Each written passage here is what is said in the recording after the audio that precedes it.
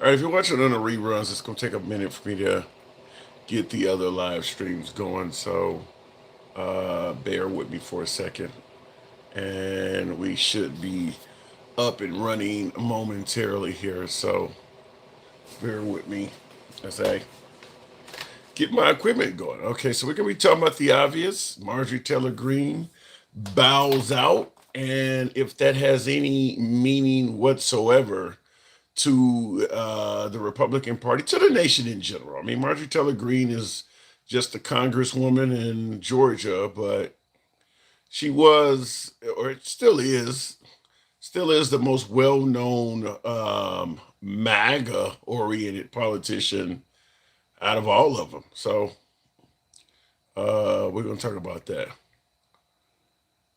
She resigned without notice, too, by the way. So that's really crazy. She didn't give any notice to the Speaker of the House. Just left. Just left. She got on the internet and did her own thing. Just got on the internet and said, "I'm out of here." So was that the wrong thing to do? Was that inappropriate? Was that I don't want to say unethical, but we'll talk about it. So give me a brief moment here to get my hashtags in and all of that other good stuff. Get this program going. We will be on TikTok, YouTube, Instagram, and Facebook. Um, Facebook, I believe we can bring up live viewers. So if you use Facebook, Tim Liberals on Facebook, you can come over there and we'll bring you up live. X, I don't think you can bring anybody up live, so we're gonna lay off on X for a couple of days and see how it works on Facebook. But I would like to talk to more MAGA as well. Real time leopard eating face moment. Yeah, I get what you're saying. You're saying that Marjorie Taylor Greene did not realize the leopard would eat her face. I don't think she did. I don't think many. Well, listen. I take that back. I think they know that if you get on the wrong side of Trump, it can go bad, really bad. But they just automatically, I guess they just assume it'll never get to that point.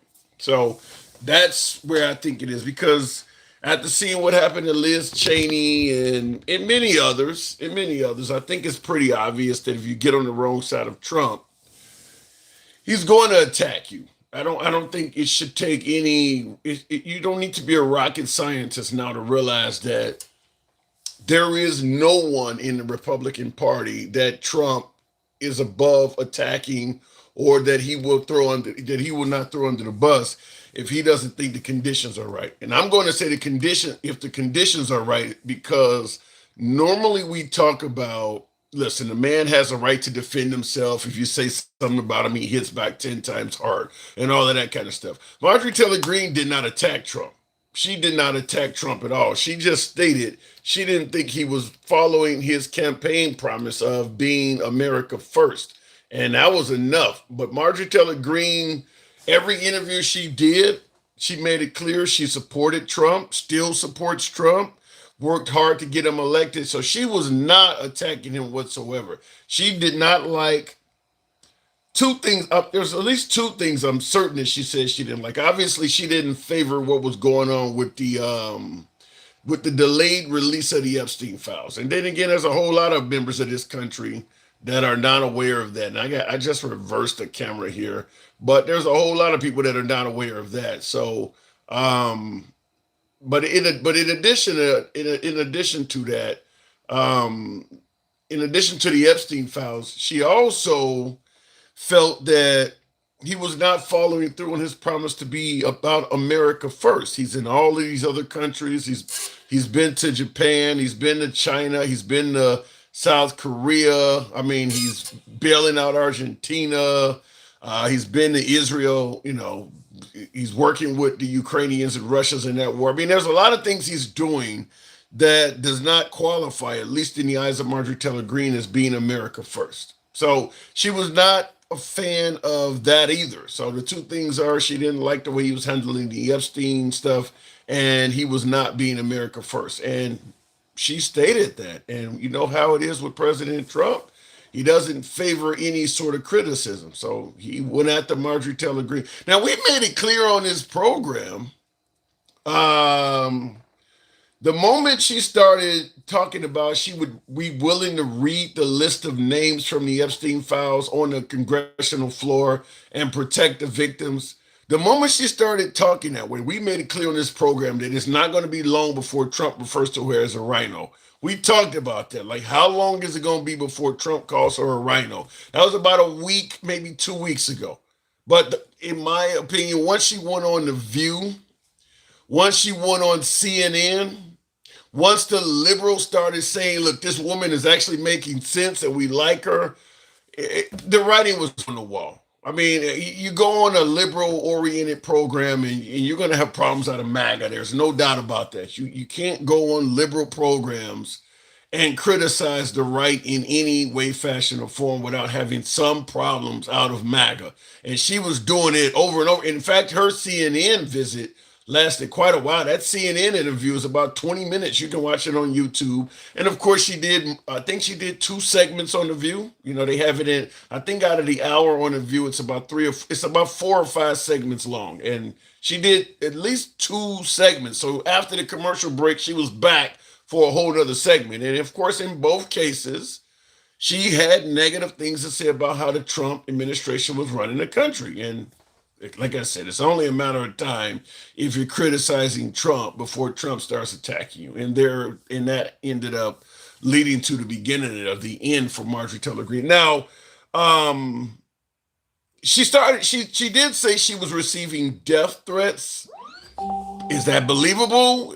Not according to Trump, but I'm going to assume most of you folks realize that if you criticize the Trump administration, it's very possible that you're going to get a few death threats. I mean, that's just kind of what comes along with the program. And she did state that she was receiving death threats.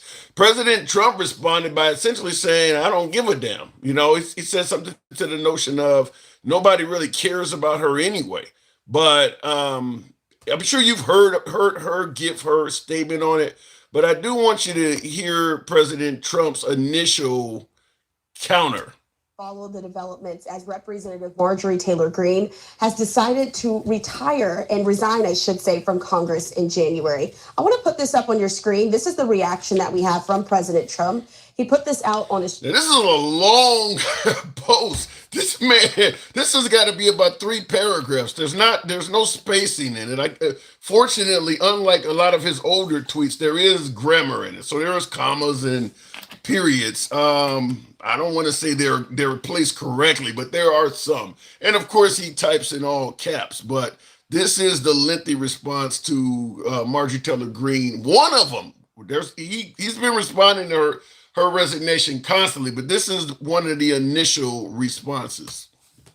It says Marjorie Trader Brown, because of plummeting poll numbers and not wanting to face a primary challenger with a strong Trump endorsement, where she would have had no chance of winning, now, real quick, he calls her Marjorie Trader Brown. As you know, her name is Marjorie Taylor Greene.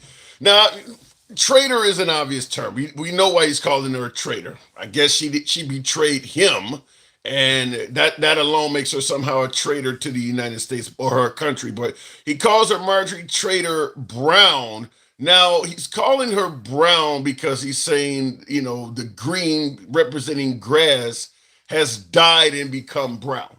Some might even suggest that he was trying to say she was full of shit. But I heard this mentioned on the program earlier. I mean, better yet, on the news earlier, that he's calling her brown because the green grass has withered away. So he's calling her Marjorie Trader Brown. Now, I want to ask you folks, because you know normally, whether it's Bird Brain, Ron DeSanctimonious, definitely Sleepy Joe Biden, Crazy Bernie, Nervous Nancy, Lion Ted Cruz, most of his nicknames are taken up by MAGA. If Trump starts calling you a nickname, MAGA eventually calls you that same name. Marjorie Trader Brown, I don't know though. Do you think MAGA is going to follow suit with Trump criticizing and nicknaming Marjorie Taylor? Because she was big time MAGA.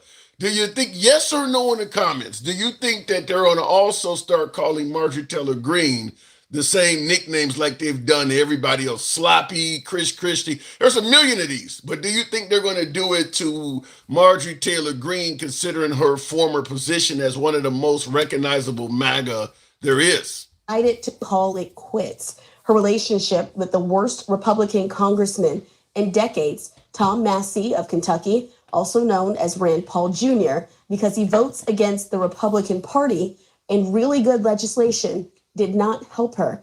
For some reason, primarily that I refused to return her never ending barrage of phone calls, Marjorie went bad. Nevertheless, I will always appreciate Marjorie and thank her for her service to our country. Signed there, President Donald J. Trump. Now you hear him, you see he says it here that primarily I refuse to return her never ending barrage of phone calls. So he was ignoring her constantly. To me, he didn't give her a lot of reason to change her tune. As we stated earlier, she was critical of how he was handling the Epstein list based on his campaign promises and the notion that he was not operating from an America First platform. So it's clear, based on Trump's own post, she was trying to handle this with him. Never ending barrage of phone calls. So she's calling him. This could have been settled. She was actually calling him, and he was basically ignoring her. I mean, by his own admission, he was ignoring her. So of course she's on television and she's saying things he don't like, but pick up the damn phone. I don't know why he would do that, but of course we're talking about President Trump, and that's par for the course. But President Trump was asked, well, as you see pictured here, about to board Marine One. He was asked about this, and here's his response, if you haven't heard this. Are you willing to forgive Congresswoman Taylor Greene? Forgive for what? No, I just disagreed with her philosophy. She started backing perhaps the worst Republican congressman in our history, just stupid person named Massey. And I said, go your own way. And once I left her, she resigned because she would never have survived the primary. But I think she's a nice person. Okay, thank you very much. He calling her a traitor, calling her, at the end he says, I think she's a nice person. All of the shit you've been saying about her, you're not just criticizing her because you don't like her, the direction that she's talking. You're calling her personal attacks. And then, well, I think she's a nice person. I don't know, but this is President Trump. Now, I just wanted to come on here and talk to you folks because obviously everybody knows that she has resigned. I want to get your take on it. Do you think that this means any damn thing at all? Is her resignation of any significance beyond just Georgia, her district losing her as a representative? Or do you think this could have national implications? It could have issues that may waver throughout the Republican Party, maybe hurt the party, maybe help the party, maybe hurt the Democrats, help the Democrats. Do you see this having any widespread effect beyond just that particular area she represents in Georgia? And I want to talk about it from a standpoint of, do you think the Democrats will embrace her? Remember Liz Cheney, the January 6th hearings committee, her working with Nancy Pelosi, trying to get Trump for an alleged insurrection, an attempted coup, I guess they would call it. So the Democrats obviously embraced Liz Cheney, because once again, Trump and the Republicans were throwing Liz Cheney under the bus as well. Now, Liz Cheney never recovered. I don't know if Marjorie Taylor Greene, which is another question we're going to ask, do you think Marjorie Taylor Greene's political ambitions are done? Or do you see her potentially coming back? Could she run as a politician and win with the MAGA base pretty much throwing her under the bus? Or perhaps are some MAGA separating from Trump, basically maybe possibly believing that this time you attacked the wrong person and we believe you went overboard? So what do you think? Do you think she can survive this politically? Maybe come back in the future as a representative or senator? Definitely not president, I'm going to say, but what do you think? Do you think she could survive? Governor? I mean, she could run for those other offices. Mike says she'll survive. You think she'll survive it, huh? Can she survive it while Trump is actively involved in trying to implement her downfall? Can she survive it while Trump is around? 3-4 years later, 10 years later, maybe Trump's no longer with us or no longer involved in politics. That's one thing, but can she survive it right now while Trump is trolling her? That's what we're talking about. Looking in the comments real quick, I think it's impossible to know until we know how Trump ends what her future is. Well, in regards to that comment, Mr. Johnny Stearns, if Trump ends on a bad note, if Marjorie Taylor Greene runs again, they're going to connect her to Trump. Most of there are Democrats that are running already posting ads and things like that for the midterms. Every time they post an ad that talks about the adversary, the person they're running against, if that person has been supporting Trump, they're picturing Trump in these ads. They're connecting every Republican they're running against to Trump because people see Trump's face and it either makes them want to vote for Trump or vote in the opposite direction in favor of whoever it is. I just don't want to vote for Trump. There are many people like that. So if Marjorie Taylor Greene runs again, she's not going to be able to escape the connection she has to Trump. Okay, yeah, you guys had a falling out in the end, but you got MAGA hat. You're wearing the MAGA hat. You're standing on the stage with Trump all over the damn place. So I don't know if she can escape that. So, but I see in the comments, Mike said that she could win. So we're going to be talking about it. I want to hear from you folks. What do you think? Good thing for the Democrats, bad thing, good thing for the Republicans, or is it bad? Looking in the comments, I don't forget how foul she was. I'm glad she's gone, says Alicia. What do you mean? You mean vile? Like as in perhaps there are a lot of people who would agree with you. She'll be fine. MAGA is going to implode, says Mike. I don't, they've been saying MAGA is going to implode for forever now. Tap the screen, folks. Get the likes on up to about 10,000. We'll take the first caller. It's a wake-up call for the midterm, says Carpe Diem. Republicans acknowledge that they must choose between loyalty to their constituents or loyalty to Trump. If their lives don't improve, they will blame the reps. Well, you're telling me they just now are realizing that they need to choose between loyalty to their constituents or loyalty to Trump? You're just now realizing that? I don't know. I will say this. It could be a wake-up call, like the viewer stated, because if he'll throw Marjorie Taylor Greene under the bus, who's safe? Who else can say? Even the likes of Marco Rubio, little Marco, remember him? I don't think he ever had a nickname for J.D. Vance, but Marjorie Taylor Greene was more of a representative of MAGA than Vance, Rubio, Cruz, any of these folks. So if this can happen to Marjorie Taylor Greene, if you're MAGA in politics, you have to understand it could happen to you. There is no one else that represents MAGA more than Marjorie Taylor Greene. I mean, when you talk about siding with Trump's legislation, she's got to be in the upper 90 percentile. I mean, I can't think of much other than maybe the Epstein list that Marjorie Taylor Greene disagreed with Trump on or voted against. I mean, she's got to be way up there. So if it can happen to her, it can happen to any of them. Only a Jewish F word, whatever the F word is, only a Jewish F word heart could be against Marjorie Taylor. I guess you mean a Jewish fuck? What do you think? Only a Jewish fuck hard could be against Marjorie. There's a lot of people that are non-Jewish, their production, that are against Marjorie Taylor Greene. You think everybody delivering pizzas to her house and doxing her house and threatening her, you think they're all Jewish? I doubt it. Yep, come to the good side. So you think the Democrats are going to embrace Marjorie Taylor Greene? You think they would take her in? Redneck Christian, good afternoon. Welcome to the program. So Marjorie Taylor Greene, any chance that she becomes friendly with the blue side of the aisle? No, I don't think so. I mean, you would expect her to see her on, you would expect to see her in the future on liberal-oriented TV shows, though, would you not? Yeah, I think so. Another point you left off, she was opposite Trump on the Affordable Care Act. She had stated that right, that's where it started at. Right, you're right. That's kind of where it started at. Is because her constituents were the big beautiful bills was making a price of healthcare go up. If I'm correct, you're right. That is kind of where she came out originally. Was on that. Yeah. You're right. Originally, she was on that. I don't think the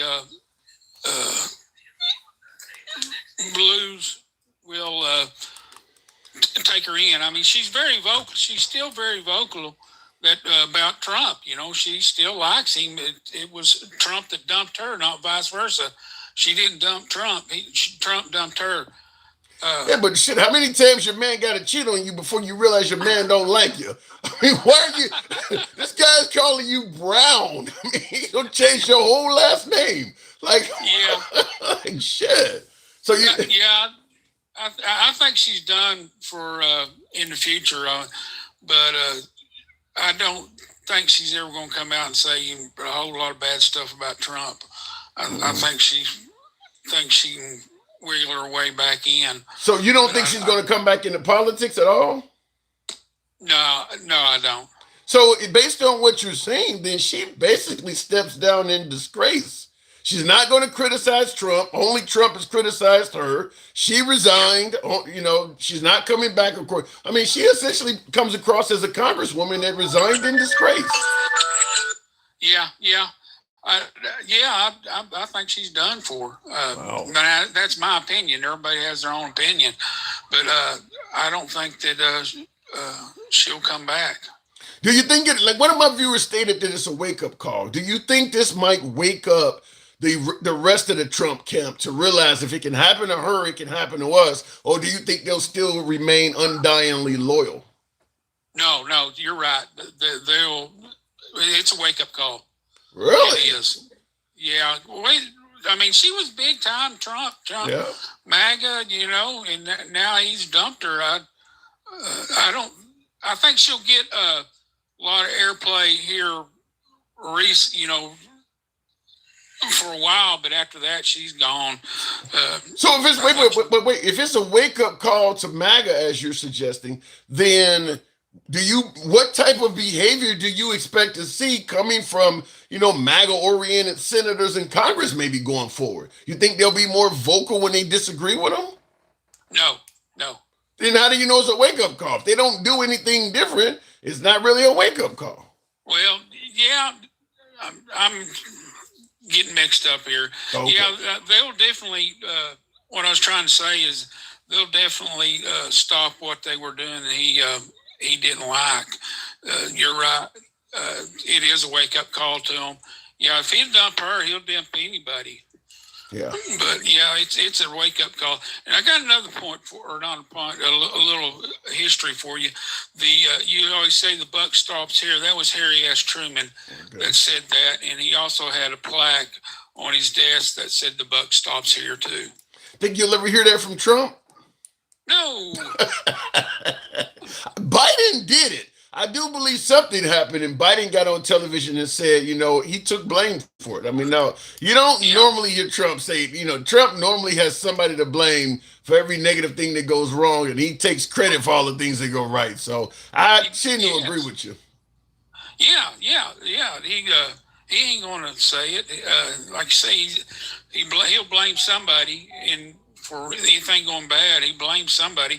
And if it goes good, he takes the credit, it's all him. Yeah. So with her, I don't know, with her going out in disgrace, do you think there's a chick, because Trump made it clear that she resigned because once he left her, as he states, she knew she was not going to win in the upcoming election next year. Do you think it was kind of like a sure thing that she was going to lose now that Trump was going to be basically campaigning against her? Do you think Trump's campaign abilities are that strong that if he goes against you, you lose? Not in her case. I mean, she was from a real conservative district there, and I think that her constituents liked her or liked her. Yeah. I'm still talking in past tense. I think she could have won. So if her constituents really like her and they know that Trump is the reason she stepped down, because I think she said something like, I'm not going to be a battered housewife or something. I'm not going to stick around while you're beating the hell out of me, in other words. I'm not going to be loyal to you as a husband. Kind of like the example I just gave you. I'm not going to be loyal to you as a husband while you're beating the shit out of me. I mean, she pretty much made that clear. Do you think if her constituents really liked her, that they may indeed have some kind of ill will towards Trump? That's a good question. Uh, I think they're not going to dump Trump altogether, but they will blame him for her getting out. So if Trump is doing these things, and like you said, it may be a wake up call to many in politics on the right, or in this case, it may be something that angers Marjorie Taylor Greene's constituents. But at the end of the day, as you say, they're not going to dump Trump, and the politicians are not going to speak out. Is he not untouchable? Because it sounds like you're saying that even if he does things that his party realizes and acknowledges that are wrong, and they feel like it's wrong, they still ride with him. What are you saying? Yeah, yeah, yeah, yeah. He's pretty much untouchable. You're right. 3 terms? No, That's what untouchable people do. 3 terms? Come on, say it with me. 2028? 2032? no, no. I mean, it's in the Constitution. You feel No, you feel like the Constitution under Trump is untouchable? he tries. He Yeah. tries it, but they have stood with him, or ruled in his favor, and they've ruled in not his favor too. But the 3 terms, no, he can't do that. You feel confident. You feel confident that if he really wanted a 3rd term, knowing how much support he gets from his party, you feel confident that they could not make that happen due to the Constitution. Yes, Okay. yes. I'm gonna ask that to the viewers. Scale of 1 to 10. 10 being he could do it. How likely do you think Trump could succeed if he really wanted a 3rd term? Scale of 1 to 10. 10 being he could do it. 1 being absolutely not. How likely do you feel he could do that if he really, really wanted to do it with his party being as loyal as they currently are? So not a chance. I see some folks are saying I got a few ones. Marion says a 10. I'm going to be somewhere in the middle. I'm going to be higher than you, Redneck. I'm going to be higher than you on that one. Yeah, mine's was or 1. Mine is 1. 1. So not at all, huh? Wow. No, not at all. It's in the Constitution. We done had FDR we can thank him for that. But yeah, I don't. it's not going to happen. Well, I would hope that you're right. I don't want anybody serving multiple terms. Obviously, Trump's politics are against that of my own. But yeah, I mean, I don't know. I'm not going to give it a 1. I'm going to give it much higher. I'm not going to give it a 10, but I'm way higher than a 1. I'm way higher than that. I'm going to say at least a 5. I'm going to say at least a 50-50 chance. So, Okay. but we'll see. I don't think that the courts would let him. I really don't. I hope you're right, and I am absolutely wrong. I'm moving on, Redneck. So you got a call coming in, but thanks for coming through. All right, thank you Appreciate for having it. me on. Anytime, anytime. Looking in the comments here, there were a few 10s. I see more folks in the comments did say, put the lower numbers in. A lot of 1s, but there are some 10s in there. I see one person said a 9. Shit, it's kind of like what I said. If you take all the numbers and break them in half, it's probably going to be around a 5 or 6 mark based on what I'm seeing here. I just want to say that you aren't more handsome than Bubba, says Trump's Nuzzy. Thank you for letting me know that. Says I want to say you are not more handsome than Bubba. Well, hopefully not, because I don't want Trump to do to me what he did to Bubba. I'm glad they wear the red hats so I know who to keep the children away from. Damn. Are you suggesting that individuals donning red apparel on their head may be a danger to the young lads? Is that what you're suggesting? Folks, if you're walking down the street and you see 4 or 5 guys walking towards you with the red hat, what does that concern you in any way? What are you saying? Are you suggesting that the red hat is a danger to the children? I'm just hoping that they'll put a plan together for secession. Ooh. I don't think you want secession. I'll tell you why. And I see the comments against Grandma. You says, yeah. I'll tell you with secession, I mean, not as bad as, Civil War, but fact is, any of that shit, we're all worse off than we are now. They say what? United we stand, divided we fall. If the country is broken in half, we're going to be half as strong. That's not a good thing, and certainly if it ends up being a case where we break in half, and each half hates the other half, that's not going to be. You don't want to be in that. The economy won't be as good. The resources of the country won't be as strong. The foreign relations won't be as good because countries are going to probably side with one or the other. I mean, you don't want to be in that environment. And then, of course, in the Civil War, it'll even be worse. So I don't know why people favor any of this stuff. I don't see any good outcome in it. Going back to the box, tap the screen, get us on up to 20,000, if you will. I don't know what's going on with TikTok, but tap the screen, get the likes on up to 20,000. Mike, good evening or good afternoon. What up? Not What much. up, dog? So Taylor Greene is out. We kind of brushed on this yesterday, but I wanted to talk about it more in depth today. Um, is this going to have implications that go beyond ramifications rather? Did it go beyond just her district? And is this going to hurt the Republican Party? Help the Republican Party, as Trump says? Will it affect the Democrat Party? What say you? No, it's gonna hurt the Republican Party. In what It's manner? 100% gonna help. It's gonna hurt. Elaborate. It's gonna continue to fracture the party. She did what a lot of them are thinking about doing, like I told you before. So Got you're the hell up out of there before it imploded. so you're taking it. You're kind of sounding like my last caller, but you're on a different end of the result. You're saying it is a wake up call, but you do believe that some of them will start to speak out against Trump. Yeah, 100%, 100%. Because it's all happening. It's all happening in real time, and I think that the end results are going to be. You got to understand. She's got devout supporters that follow her. Well, she's only got another month or so that she can. I mean, she could have. Well, she could have campaigned. I mean, do you think she would have won? I don't know.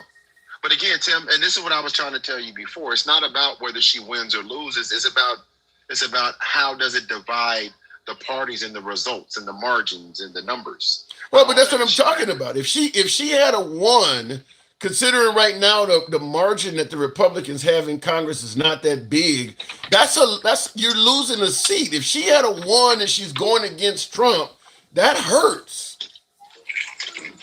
Yeah, it does. And again, when you look at the end results, there'll be people she's gonna split the vote. I don't know why Trump thinks that's a good thing. Yeah. It's gonna split the vote. It's gonna split the support because the more shit that happens that proves her position right, the more people are gonna wake up. I told you it's like a cult member. I told you it's like a Yeah, cult but member split the vote between who? They're not going to vote liberal. I mean, if you're No, that's what. go ahead. Right, and that's what I mean. I'll be gonna say. What I mean is they either vote or they stay at home. That's still the same effect. In her district, I don't know about that though, because her district is deep red. Yeah. But long term, here's what I mean. I've been telling you, I've been saying this the whole time, Tim. People staying at home is just as bad as voting the other way. The end result is the end result. Yeah. The Democrats just had it happen in the president. A lot of people stayed home. Well, and I think that's because as I always tell gangster grandmas, because we put up a bad candidate. She don't like when I say that, but yeah, don't say that shit. Stop that, dude. Listen. I'm This serious. shit talking Saturday. Don't do that. I know. What did you refer to Saturday as? Shit talking Saturday. Is that what we're doing today? No. I vehemently stand by my statement. Kamala Harris was a bad candidate. I don't think I know, and I'm gonna let them chew your face off. I'm not gonna do it. I'm not gonna do it today. It's too sunny out here. It's a beautiful day. I'm not fucking with you today. Okay, all right. But listen, I'm gonna say this. I said it last night of my life. If democracy holds through the midterms and they lose the midterms, MAGA is over with.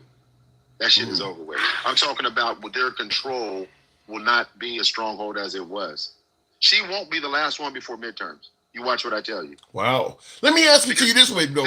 Let's say you're correct in the Republicans lose handedly in the midterms in November. That means they still have control of the country from November to January. Do you think there will be anything done, any kind of maneuvering, laws put forth? If Trump knows he is going to be a lame duck, God forbid, impeached or whatever from the, because a lot of them are going to be doing newscasts and saying that. The minute we get in office in January, we're about to impeach his ass. See, he has 2 months that he's still running the country, knowing that that onslaught is coming. What would you expect from him? Anything and everything. Ooh. But again, anything and everything. But I do believe that they already don't care. You got to understand, Marjorie Taylor Greene is feeling betrayed. She's feeling like that. She's feeling like that fan, that sycophant. That I use the term. I used Selena as an example before, right? Yeah. The singer Selena. Yeah. You know, the person that took her out was the person that loved her very much, until they feel betrayed. And I truly believe that Marjorie Taylor Greene felt betrayed. She went out there. She brought a lot of money in. She raised a lot of money for Donald Trump. Yeah. Right. And he went out there and did to her what he's done to everybody. Now, this is the part that I was telling you about before. This isn't new. Marco Rubio, Ted Cruz, he's attacked everybody. Everyone capitulated and came back to him. Now she's looking, even, well, you remember when Laura Loomer and her got into it a while back? You remember that? Kinda. Not, I can't remember the specifics, but kinda. And they were fighting for Trump's attention. The minute she felt, and she feels like she's not getting that attention, this is what happens. And she won't be the only one, Tim. Well, I will say this though. When you brought up, go ahead. No, what's the easiest way for those people to descend to impact MAGA without coming out publicly impacting MAGA? All they have to do is resign. Yeah. Well, if you resign, but you don't really come out against MAGA, that leaves MAGA room to say, look, this person had family because that's what Marjorie Taylor Greene is saying. I want to spend time with. Everybody knows why she's doing it because she clearly was going to run again, but she's now talking about I want to spend time with my family and things like that. Everybody knows Trump is the only reason that she resigned. Everybody knows that, but she's trying to do that. Yeah, well, no. But she also said, when we're capitulating for people raping 14-year-olds, she said that shit too with her full chest. Yeah. Yeah, she didn't mince words. She said what she said. Yeah, on the going out, she did the 10-minute video or whatever. Yeah, I mean, yeah. But Trump says, and again, she is. Here's why she's a wild card, because it's not like she won't come out and say, and I'm surprised my other constituent which would stand for this. She can put pressure on some of these other people in Congress. It's not. Why would she not? What about the notion? What about the possibility of the liberals embracing her, kind of like they did with Liz Cheney during the January 6th hearings? Do you think the liberals might embrace her for a while? I think they would embrace look at a broken watch is right twice a day, and I think that you can circle the wagons about an issue. I don't think you'll circle the wagons around a full ideology. I don't think that'll happen. Yeah. But she might know where the bodies are buried. I believe she knows where a couple are buried, Tim. I believe that, listen, I told you this last night. Putin knows where bodies are buried. There's a lot of people that know where bodies are buried. It matters to what they're getting out of it. She realized that what she was going to get out of it was limited, and she bailed because she has a longer political opportunities of a political career than Trump does. Why do a political career? She has just based on what she's been through right now, she has at least a 6-figure book deal waiting on her right now. I mean, it may increase to 7 figures depending on where she starts going, but she has a 6-figure book deal right now, probably. 100%. She can be a pundit. She can cross the aisle on a couple of issues. She can cross the aisle on the e-files issue alone. Women on the left will listen to her talk about, because this is very important to a lot of people, about protecting young women. You didn't have to get into the e-files. She said she had a problem with not being aggressive after this whole e-files because we're skirting our responsibility on protecting young girls. That's going to be a hard one to push back on, whether you're on the left or right. She can make inroads with that one argument. But then if she starts doing that, how does MAGA respond? And before you answer that, I love the comments like this. Handsome Liberal keeps the conversation going better than any other liberal channel.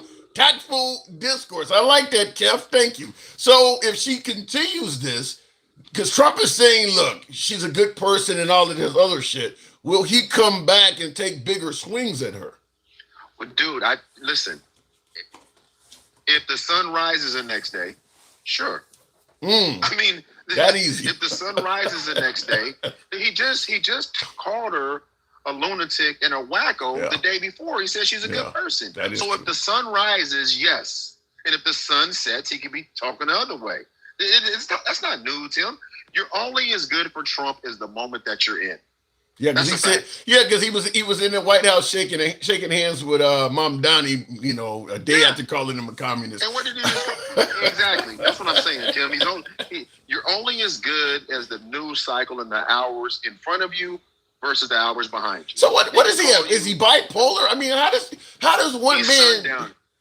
This old motherfucker sundowning. This old motherfucker is sundowning. He has all the characteristics of somebody that's sundowning, staying up late, not sleeping, ranting, all of that shit. This motherfucker sundowning. Listen, he doesn't care, Tim. At the end of the day, all of these MAGA are going to find out exactly where he is right after because I don't believe she's going to be the last person to resign before the beginning of the year. I don't. Really? So you see some major implosions in the Republican Party. I do. I've seen him the whole time. You just have to wait for the one or two shoes to drop. That's all. Because it's easy. He's making it easy, Tim. He's making it easy. Yeah. He's not addressing the things that he said he was going to do for them. He lied to them. They believed the lie, and now they're seeing it real time. She talked about the e-file. She talked about people being hungry and providing health care in this country, right? Those are the things that she said. You think she's the only one on that side of the aisle that's feeling that pressure from their constituents? No, you see the town halls all over the damn place. The farmers are pissed. I mean, no. But they are more or less remaining loyal to Trump as opposed to their constituents. Marjorie Taylor Greene decided to go the other way. Because it was a smart move. I don't like her at all. How is it smart? She's on the outside looking in. Mike Johnson still got his job. Again, she's on the outside looking into a shit show. She just recognized the shit show early. Yeah, but I'll say this.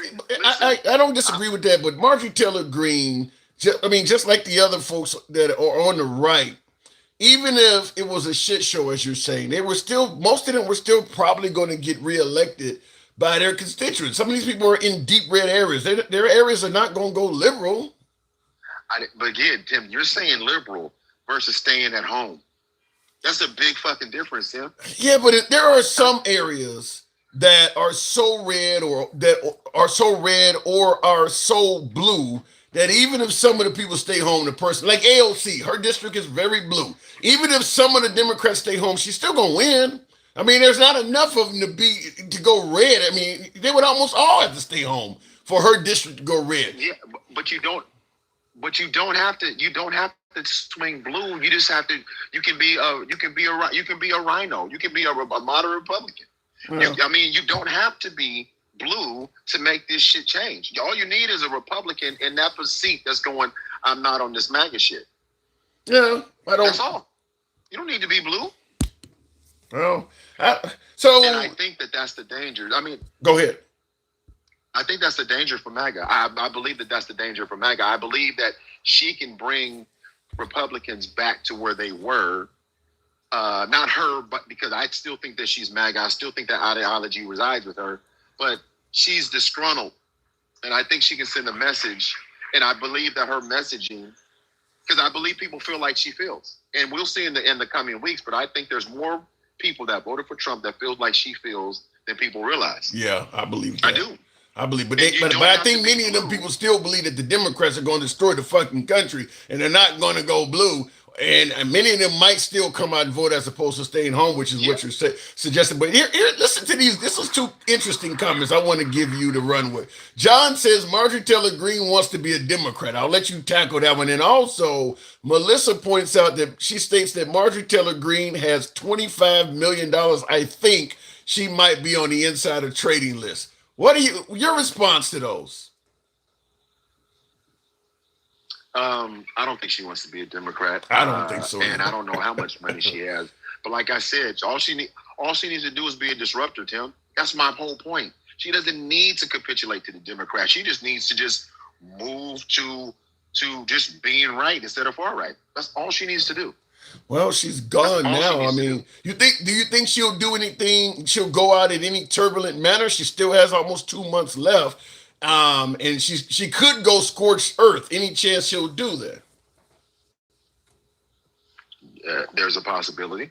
It Wow. depends on how Trump and them handle it. If they keep fucking with her, yeah. And you got to remember, you got Massey, you got Mace, you got you got Laura Boy, you got motherfuckers that was in there with her. I'm telling you, Tim, that number could swing quick as hell, and they could start trying to create an America First party. Don't think it'll win, but I think it could absolutely disrupt the MAGA movement. I do. No chance somebody in real no. This is going to sound.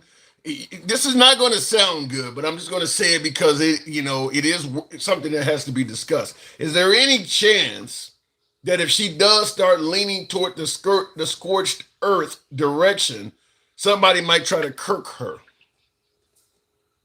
She said that after something happened to CK, if you remember. She said, if something happens to me, I'm happy, I'm fine. You don't remember that? I remember. No, wait. Give it to me. No, I don't remember this. She said if something happened to her, it wasn't her. She said this before all of Was this. this in person or over social media? No, this was a video. This was a video where she had mentioned if something happened to her. 100%. Wow. So she came out like Shaggy. It wasn't me. Wow. I'm just saying, if something happens to me, it's yeah. So just understand, all of those things are on the table. All of them. Well, hopefully kirking her is not on the table. Hopefully that doesn't happen. But I mean, you heard Trump's response when he was questioned on what is his his feelings about her claiming that she's having death threats. He pretty much dismissed it and said nobody cares about her anyway. Yeah, at the end of the day, I just write down today's date, Tim. All the shit that I think you'll see some more resignations before the end of the year. Before the end of the year, you're talking 1 month in about 8 days. Really? Yep. And there's a bunch of holidays in that. I'm just telling you, man. You got to keep your eye on Mace, keep your eye on Massey, keep your eye on those people. You're gonna need time. You're gonna need time to get this MAGA movement together. Get this MAGA movement to digest it and move forward. But I wouldn't be surprised. What the hell? I mean, Trump is being Trump, Mike. What would make them decide to all of a sudden resign now? Ain't nothing about Trump changed. I agree, but they're starting to see it now. That's the difference. What the hell took so long? What is it all Epstein? I can't answer that part because it's obvious to me, but they didn't see it, and now they're seeing it. So. All right, fair enough. I'll go ahead and move it on. But at the end of the day, we're gonna. Are we suggesting that a woman will ultimately be what takes Trump down? That's what we're talking about. Or women with the Epstein victims. I mean, it's all female related, though. Just stay tuned. That's my prediction.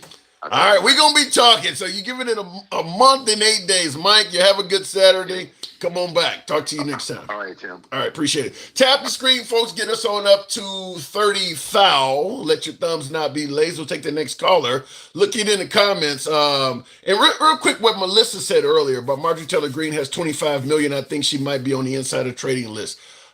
Look, I actually believe there's some validity to that. I don't know about the 25 mil, but I do believe when he was imposing those tariffs and sending out emails or sending out social media posts about it's a good time to buy and doing things, I do believe she is one of the individuals that were making money off of that. He was giving you tips about what he is about to do, and they were making investments and buying stock based on what he was saying. I do believe, based on what I've heard too, I do believe there is an insider trader case to be made against Marjorie Taylor Greene and probably many others, including President Trump himself. He is also still investing in businesses and conducting business based on his own policies and legislation. He is making money based on what he is doing. So when it comes down to President Trump, leaving office, as my last caller suggested, if the republic holds in place, I don't think you get immunity in regards to stuff like insider trading and things like that. And I do believe President Trump is committing financial violations. I don't know if it'll ever come out, but like for instance, the Qatar jet, stuff like that. You're taking something and then and then your family is benefiting on the other end and making backdoor deals and stuff like that. I do believe he's involved in that. Now, the first time he ran, he made the promise that he would not run his businesses and his children would do it. I don't think he made that promise this time, and he clearly is not adhering to it. I mean, he's created his own cryptocurrency. I mean, he's selling all sorts of products with his name on it, and all kinds of things are going on. I mean, he's actively involved in ads, like his watches and stuff like that. He's doing voiceovers and stuff like that. So he is actively advertising and everything while being president, not to mention promoting people to buy Elon Musk's Tesla. So he is involved in business while being president. We'll see how it turns out, but my guess is upon him leaving office, that'll come up. That'll come up. The Democrats will try, among a host of things, as reasons to go after him. That will come up. I do believe that. Looking in the comments, though, we don't have insider trading laws for politics. The only law is that a politician can't work for a publicly traded company. This is why they are allowed to trade to begin with. If you are enacting laws and you're benefiting from it, I do believe they can pursue a case against you. Now I know Nancy Pelosi made a ton of money. I get where you're going with it, but I'm sure they can finagle the laws if they want to come after you. And because Trump did it so much, and there's so many people that don't like him, I wouldn't feel confident that that's going to save him. He's asking people for money, sending emails. He's got some balls. Well, that's part of politics, asking for money. I mean, that's kind of what it is. I can't wait until he promotes Trump caskets. What? You want designer caskets, really? Let me go back to the box. Tap the screen. Get the likes up. There is no fluffing James Harper. Let me just be honest with you folks. Before I started doing this shit, talking to you fine folks, um, you know, obviously speaking favorably to MAGA as well. We enjoy talking to MAGA.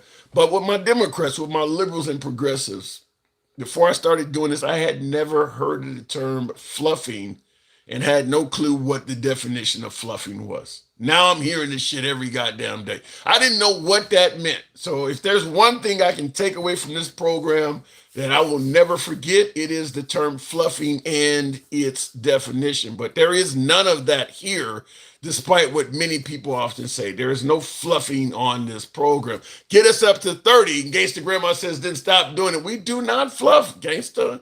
We do not fluff. We are taken out of context. Shout out to Charlie Kirk. We're being taken out of context. There's no fluffing here.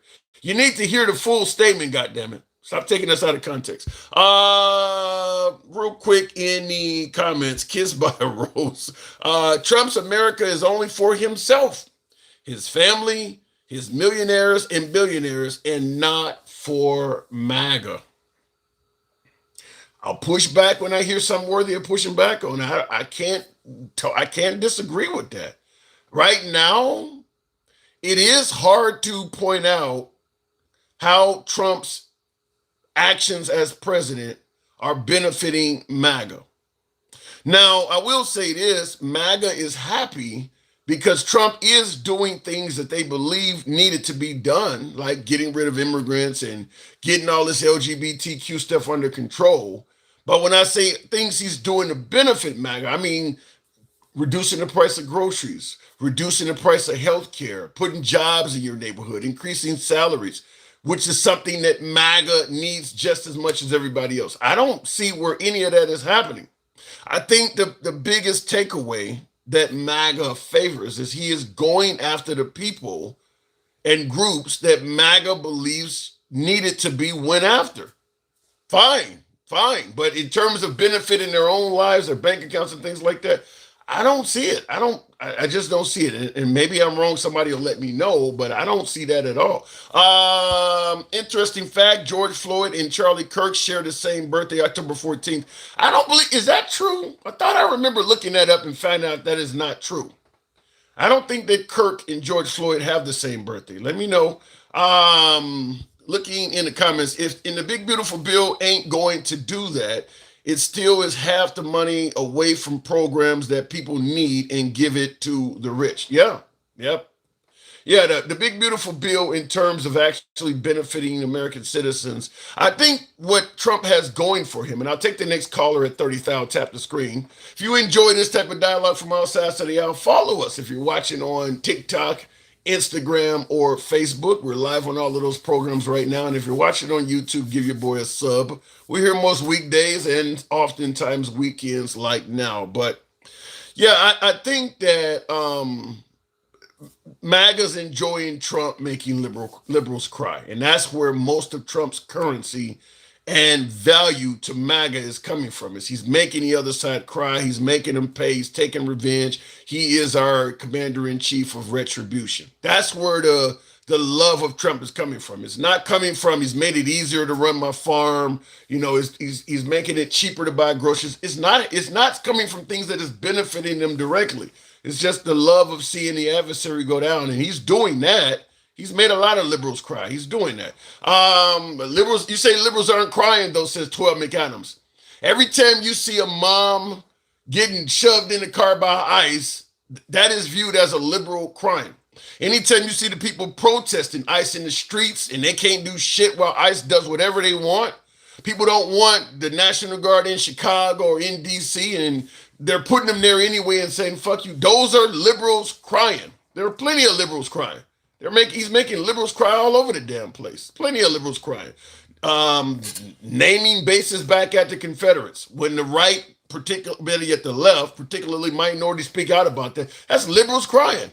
He's making plenty of liberals cry. He's making liberals cry all the time. And I do believe that that is what they are basically cashing in as currency to suggest that Trump is doing a great job. Trump's salary is nothing compared to what he's grifting, but it makes MAGA feel better when he says that. And that's what I was going to say. We at 30,000. We'll take the next call at 30,000. Tap the screen. Callie Love say they do share the same birthday. So George Floyd and Charlie Kirk do share the same birthday, huh? Wow. That'll keep coming up. Every time they honor Charlie Kirk on his birthday in the future, so that'll keep George Floyd in the conversation for a while, because that'll keep coming up. I didn't know that. Okay. I think we talked about it the day on October 14th, I held a show talking about it. And I thought I remember looking it up later on and finding out somebody had misrepresented something. But okay. All right, fair enough. And they're comparing Charlie Kirk all the way up to Martin Luther King. In fact, I just was driving down the street the other day and saw somebody with a flag in their backyard, big ass flag that was waving over the main street, and it was the American flag with Charlie Kirk's face in the middle of it, and it's something like, you know, a message on it that was in support of Charlie Kirk. So the right is really big on Charlie Kirk. And Callie Love says he is no Martin Luther King. Well, he did say Martin Luther King was an awful man. Forrest Gump, your back is as cooked as a politician. What do you mean by a black man having white men on his wall? Oh boy. Look, the people are not on the wall. Are we at 30,000? Take the next caller. The people are not on the wall because of their skin color. They're on the wall because they're the president and the vice president. Anybody who's been watching the program long enough would remember when Biden and Kamala Harris were the leaders, they were on the wall as well. So it has nothing to do with them being white men. It's because of their position. Going back to the box, we'll go ahead and take it on the chin. Take one for the team. It is the one and only Gangsta Grandma. Welcome to the no fluffing zone, Gangsta. What the fuck you mean no fluffing zone? I want to tell your ugly black Negro ass up today. I swear to God, you say it one more time, I'll punch you dead in your fucking chop. I promise you. What did I say? Wait, what did I say? What did I say? Quit saying that she's a bad candidate. She was. Damn. She was. She's not. Your black ass is. You're black. You are like a baboon. How about that? Okay. You dumb fuck. Okay, let me make it clear. Kamala's resume was okay. I didn't have a problem. She was a bad candidate, though. She No, kept. she was not. You're a bad human fucking being with no goddamn balls or a dick. How about that? How about that? You just like to ride for the white man. How does it fucking feel to get fucked in the ass by a white man? How about that? How does that fucking feel? What am I, a Ken doll? No balls or dick, huh? Yeah, you got no balls. You can't. You're not. You're flopping. I can't stand you. Even my damn dog don't like you. I think that you just refuse to admit that she was a bad. She wasn't This bad. would not do anything. Wait, hold on.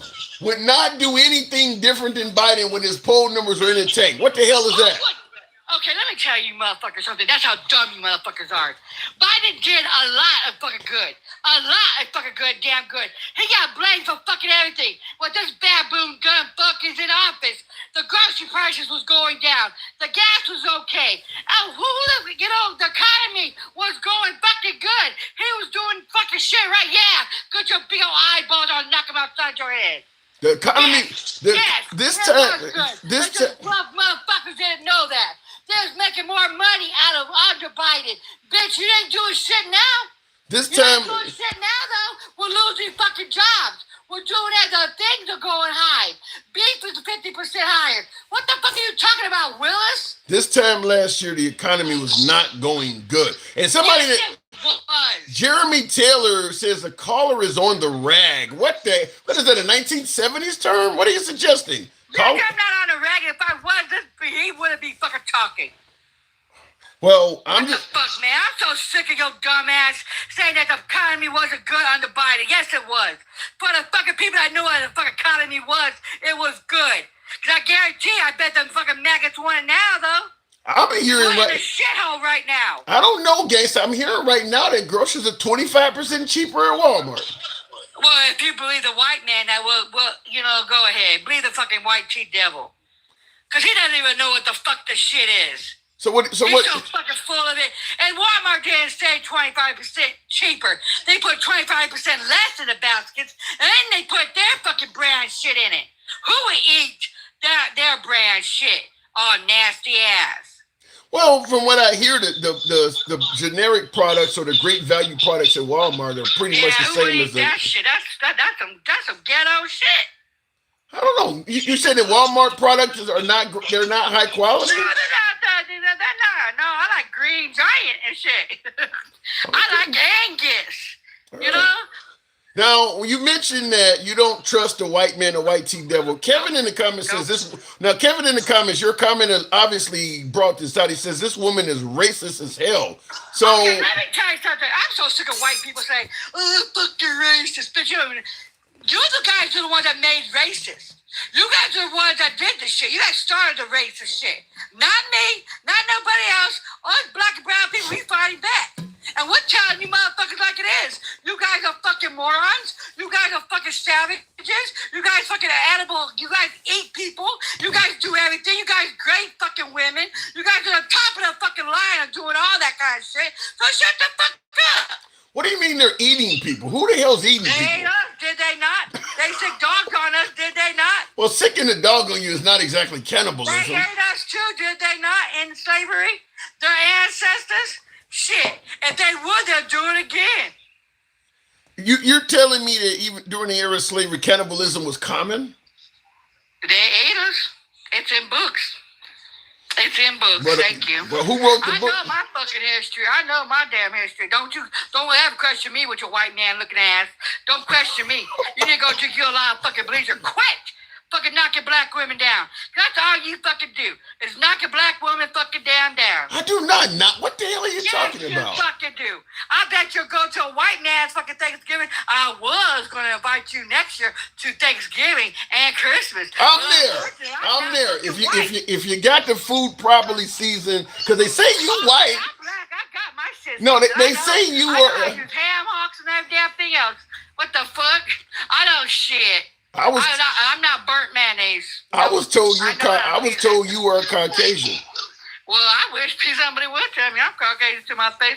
They won't. Just 'cause I look white, shit. I'll show you. What's wrong with being Caucasian? I'm not white. What Don't would, you ever insult but, me but like that. why is it an insult? What's wrong with being white? Because I'm not white. But you say it's an insult. It is an insult because I'm not white. Okay, all right. Well, a lot of viewers tend to think you are, but I don't give a fuck. Are they paying my bills? Fuck no. They can't afford my fucking mortgage. okay. Welfare looking ass queens. Wait, We're the ones that are fighting for they sorry asses. Why don't they? You know what's fucking crazy? How you even say, oh, liberals have tears. Do you realize we're fighting for their sorry asses? They don't even know. They don't even have a clue that when they voted for him, his old white tea, no good for nothing, trailer trash ass, they voted against their own interests. Like their Medicare, their Medicaid, the ACA. They're fucking their damn selves in the ass without lube. well, according to many MAGA believe that these entitlement programs are only being used by people who are just freeloading off of the system to begin with.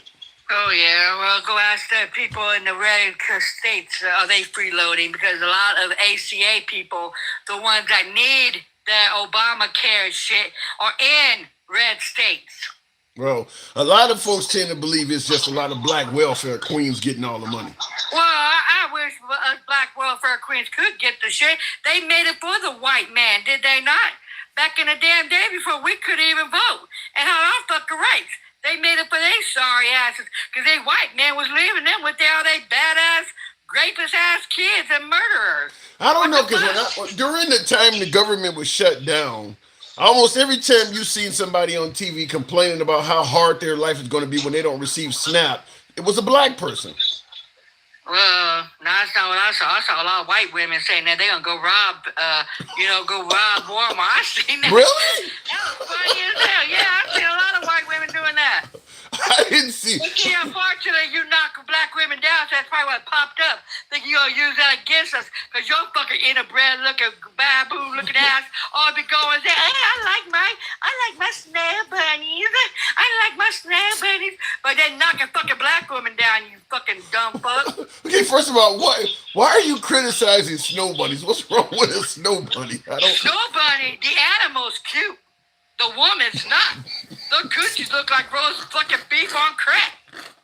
Go white. When I was go white. No. I'm fucking my chocolate all fucking down. I may gain me some weight, but I'll gain good fucking weight. I'll go anorexic. I asked you. Hold on. I asked you fuck you niggas. Fuck that shit. That shit nasty as hell. Hold on. I asked you what's wrong with a snow bunny. You said the animal is cute, the woman is not. What the fuck? That's mean. That is just. Who said I was a nice person? I'm a sweetheart to my own people, not to the fucking damn cannibals and not to the racist folks. I'm not. I'm mean. Well, James says I see nothing but Aunt Jemima when I hear her speak. How do you respond? People are saying you're racist. Do you see how racist that shit was? Do you see how racist that was? Talk about black. You see that? But then you want me to be fucking nice to the fucking to the saltine ass crackers. You want me to be nice to their asses? Okay. Now do you? The fucking saltine motherfucker, grapist ass motherfuckers that have the great fucking women to get coochie because they so goddamn nasty. If it is wrong to use the N-word, it should be wrong for you to refer to them as saltines. Have I used the N-word? No, you didn't hear what I said, though. If it's wrong for them to use the N-word, you shouldn't be calling people saltines. I call them saltines where the fuck I feel like it, because they called me Aunt Jemima. That's her, let me tell you something. The white man gets in their feelings because I be talking shit right back to their asses. They be calling us N-words. They call you color. And we be fighting in the comments with your bald-headed ugly ass. We be fighting in the comments for your ugly ass, and you still kissing that ass to the white man.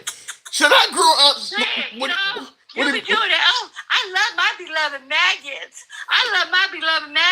And you know what? At least I give that white woman that left the damn Congress, I give her some kind of props. I don't like what she did in the past, but you know what? She's standing her fucking to her ground, though, because you know why? That white woman got something on that man.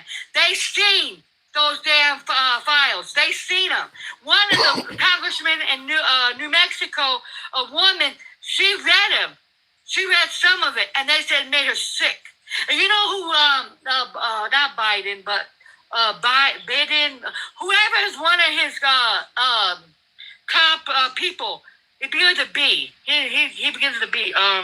He's a white man. I don't know who you're talking about. And somebody in the comments says she's been snorting glitter. You need to. I don't do coke. That's cheap. But you are right, Gangsta Grandma. This program is MAGA friendly. We do say that all the because time. you be kissing that ass. This ain't kissing ass. This is weird. You are. You know what? What the fuck do you offer those motherfuckers? I believe I'm a place for free speech. All you do is fluff. All you do is fluff. You don't even have balls to fucking fight them back. You let them talk all the yang shit. You let them spew misinformation. Say no, it's freedom of speech. No, it's not information. It's fake information. That's what I'm trying to say. Fake. You let them do that. You let them spit all that misinformation. That's what we have to fucking fight every goddamn time. And you allow them to do that. All that, and you don't fight fucking back. You're like, you know what I mean? Like, damn, like they're your mama or something. You're gonna tell me that I let MAGA spew misinformation when the liberals, but you're gonna tell me that when the liberals will actually look at a baby with a penis and say it might be a girl? I mean, both sides spew misinformation. What are you talking about? I'm saying both sides say things that others might view as misinformation. Transgenders are not the same thing. They have a chemical imbalance in their head. Okay? It is called, what is it called? I forget what it's called. I forget. It's a thing. But anyways. Hold on. Wait a minute. Hold on. So let me ask you a clear question. Do you believe a human with a penis can be a woman? They run underneath a woman. What the hell was that? What was that? I don't know. They're not a female. They are trans women. There is a difference. Females have ovaries and a uterus, and there's all broader type of women. Well, what the fuck? It's it's social construct. And what? You motherfuckers don't believe in science? I'm younger than you. I guess you motherfuckers didn't go back to you guys probably didn't. But let me tell you something about trans women. Black trans women fought for the gay community anyways. And you know what? These damn white tea motherfuckers, they need to shut the fuck up because they prospered underneath the black trans women. They're the ones that fought for us and with us. So shut the fuck up about trans because trans women fought with us to get our fucking right. People don't realize that, did they not? I'm going to say this with clarity so that you understand and those who listening can understand as well. If you have a penis, you are a man. Period. You are a man. Say it with me. If they're trans and they identify as a woman, they are trans women, and that's it. I don't give a fuck. Are you supposed to be a so-called ally, bitch? You ain't shit. You ain't shit. You probably a fucking one. Hi, Tim, are you? What? You showing up and upper, they are a trans woman. It's a social construct. There's an umbrella of women. It's an umbrella. And a woman, a female, we're not hating on them. So we know who we the fuck are. Do you let me ask it to you this. We're on the blueprint. Do you believe that trans women should be entitled to all the rights and privileges of natural born women? Like into what? They can't have kids, though. Let's say one of them gets in trouble and ends up having to go to jail. Which jail should this individual with a penis be put in? A man's jail or a woman's jail? They should be in a woman's jail because they are safer in a woman's jail. They don't want us. Trans women don't hurt us. Let me tell you something. I'd rather go pee with a trans woman in the next stall than I would with a biological fucking woman because they are just as rapists too. They like little boys.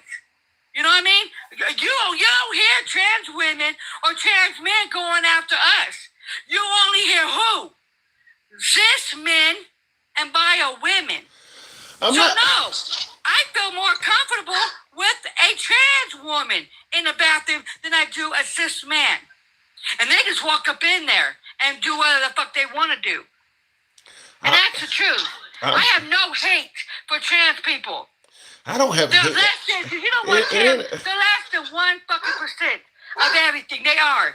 They're less than 1% and everybody has so much hate for them. What is the same hate for the white tea people that shoot up our fucking damn schools? What is the hate when there's white tea men raping our fucking women and our children? What is the white tea hate right now when they're trying to pass laws in all the states for having 13-year-old girls to be essayed because they want the age to be younger to consent? Where's that hate at? But you guys are hating on trans people that don't give two fucks about you, that just want to live their fucking life and live happy.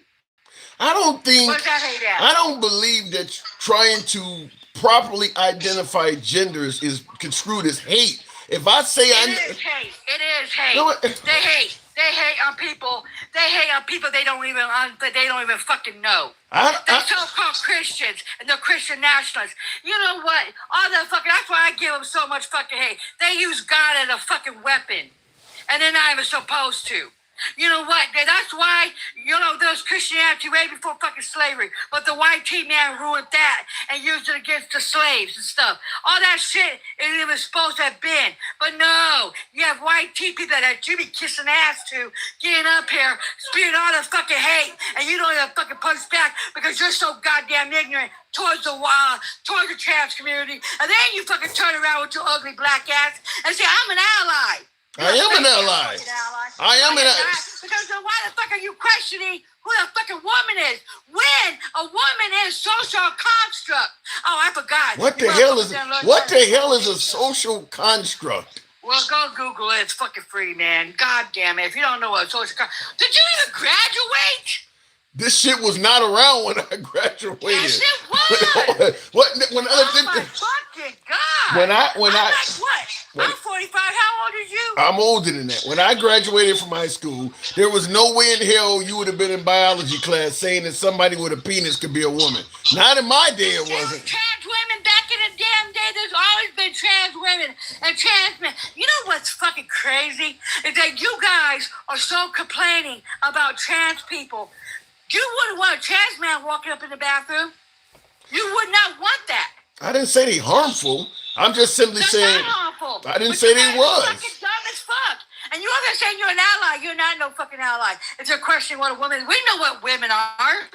That's an umbrella. Umbrella of women. You know what the only thing about women is on the right side? Oh, just because they say this. This is what they say. Oh, we have a uterus.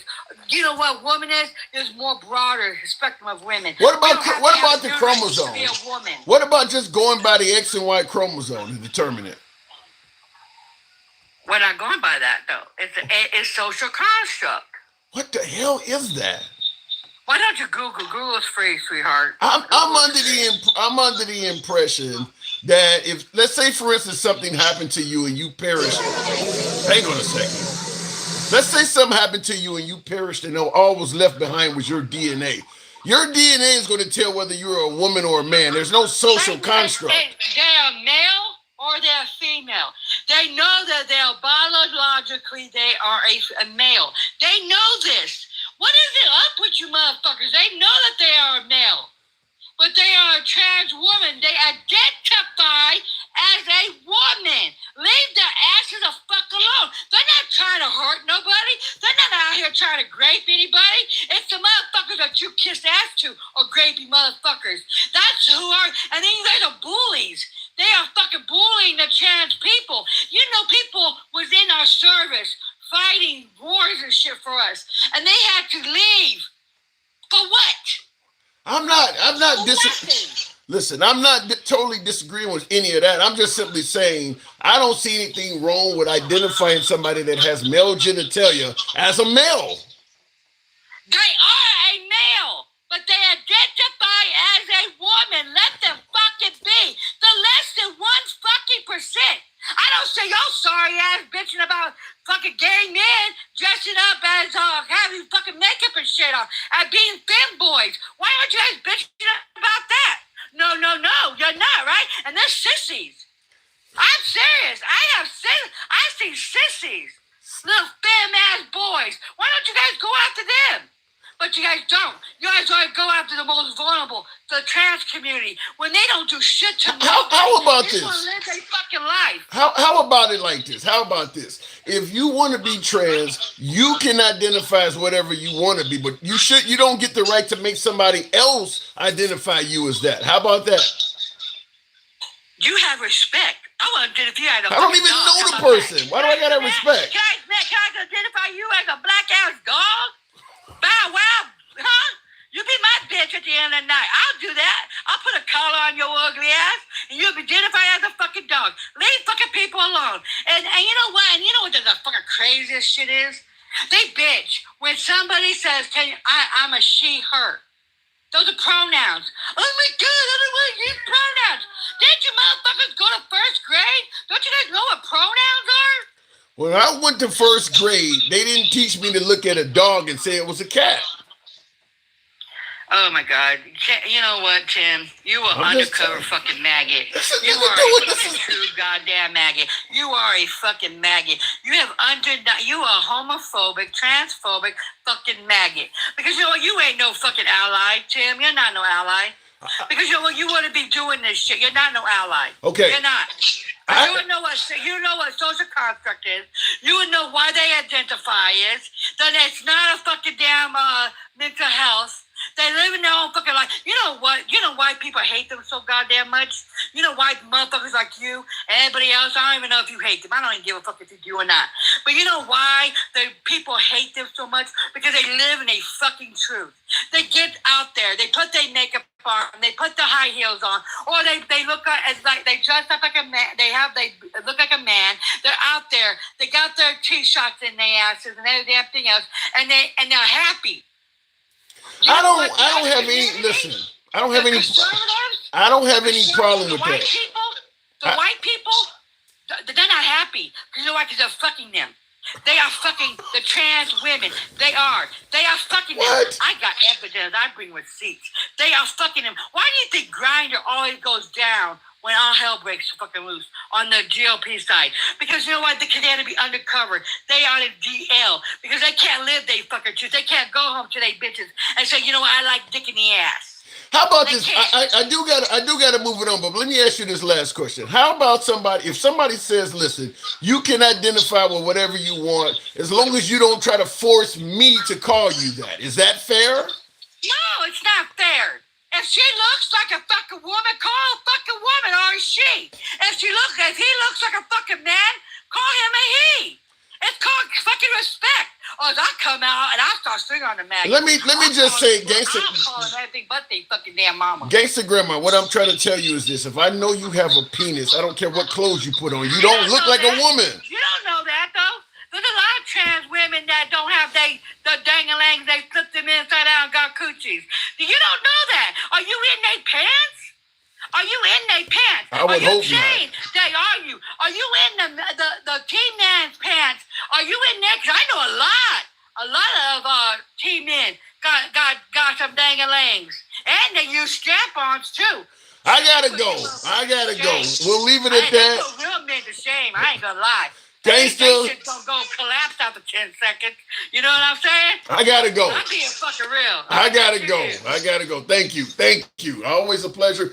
I don't know what that was, but look, I think there's an argument to be made on both sides. I do still consider myself an ally, even though she was beating the hell out of me. Tap the screen, by the way, get us on up to 50,000.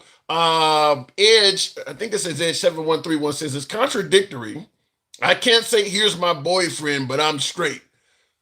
That's the way I look at it as well. I mean, look, what you identify as is what you identify as. That don't mean other people have to necessarily identify you as what you identify as. That's what I'm saying. If I identify as, the most powerful man in the country, should everybody else have to identify me as that as well? No, because I'm not. So that's where I think the issue is. But listen, she has her opinion and we all have ours. Tap the screen, get us up to 50,000. You did a good job. Like I said, you did good, Tim. Come out of all of that still saying it ain't always easy to T-Mac, because the comments they were tearing me up in the comments as well. I identify as her daddy, says John. Really? Okay. Tim, you ignorant, says G. I try not to be. I try to be somewhat sane. Help your boy out with the TikTok cap go. I always ask you folks to show your boy some love on the program. It does help out any way possible. Also, tap the screen, smash the like button if you're watching on YouTube. Give us a like. Feel free to subscribe to the program. We're going to remain MAGA friendly as we've always been. Nevertheless, liberals are welcome as well. We go left of Bernie Sanders to I'm having dinner with Q. We don't block, ban, or censor anyone for their comments. I think we just demonstrated that. But if you enjoy this type of dialogue from all sides of the aisle, thank you, Bama Land. Appreciate that. Thank you for your support. Yeah, we don't block, ban, or censor anyone. If you enjoy open dialogue from all sides of the aisle, and you happen to be currently watching us live on Instagram, Facebook, or TikTok, follow the program. If you're currently watching live on YouTube, give us a sub. Bro, you are not ignorant at all. You just having a chat. Thank you, Stymies. Appreciate it. That's what we're trying to do. Good evening from Birmingham, Alabama. Shout out to you there, Corey. Birmingham.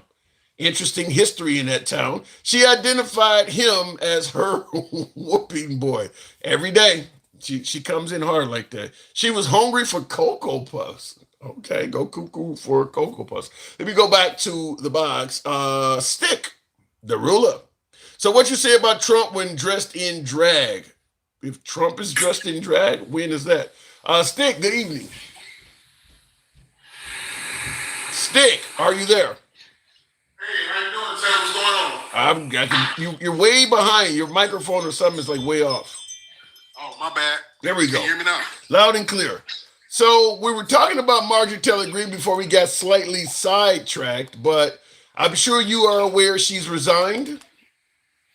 Yeah, I heard that she resigned. Did she actually tell everybody the reasoning behind her resigning? Yeah, she says she will not be a battered wife. She's talked about the party is now defending pedos. I mean, yeah, she covered the gamut. There's about a 10-minute resignation video of her online. I don't have time to play it all, obviously, but yeah, she spilled the beans. Oh, she spilled the beans on the party that she got elected in, huh? She spilled the beans on not the party she got elected in, but the party that she adamantly, vehemently supported as well. I'll give you a small taste. We have got to the point where literally hang on a second. I wasn't expecting an ad to appear up here, but give me a second here. Okay, it's okay. I've always represented the common American man and woman as a member of the House of Representatives, which is why I've always been despised in Washington, D.C., and just never fit in. Americans are used by the political industrial complex of both political parties, election cycle after election cycle, in order to elect whichever side can convince Americans to hate the other side more. And the results are always the same. No matter which way the political pendulum swings, Republican or Democrat, nothing ever gets better for the common American man or woman. The debt goes higher, corporate and global interests remain Washington's sweethearts, American jobs continue to be replaced, whether it's by illegal labor or legal labor by visas or just shipped overseas. Small businesses continue to be swallowed by big corporations. Americans' hard-earned tax dollars always fund foreign wars, foreign aid, and foreign interest. And the spending power of the dollar continues to decline. The average American... she dry snitching her ass off. I'll give you a little bit more, but she's basically saying that even under the Republican Party, we're fucking up. She's dry snitching her ass off. American family can no longer survive. Go ahead. I'm gonna be honest with you, Tim. I feel she has the right.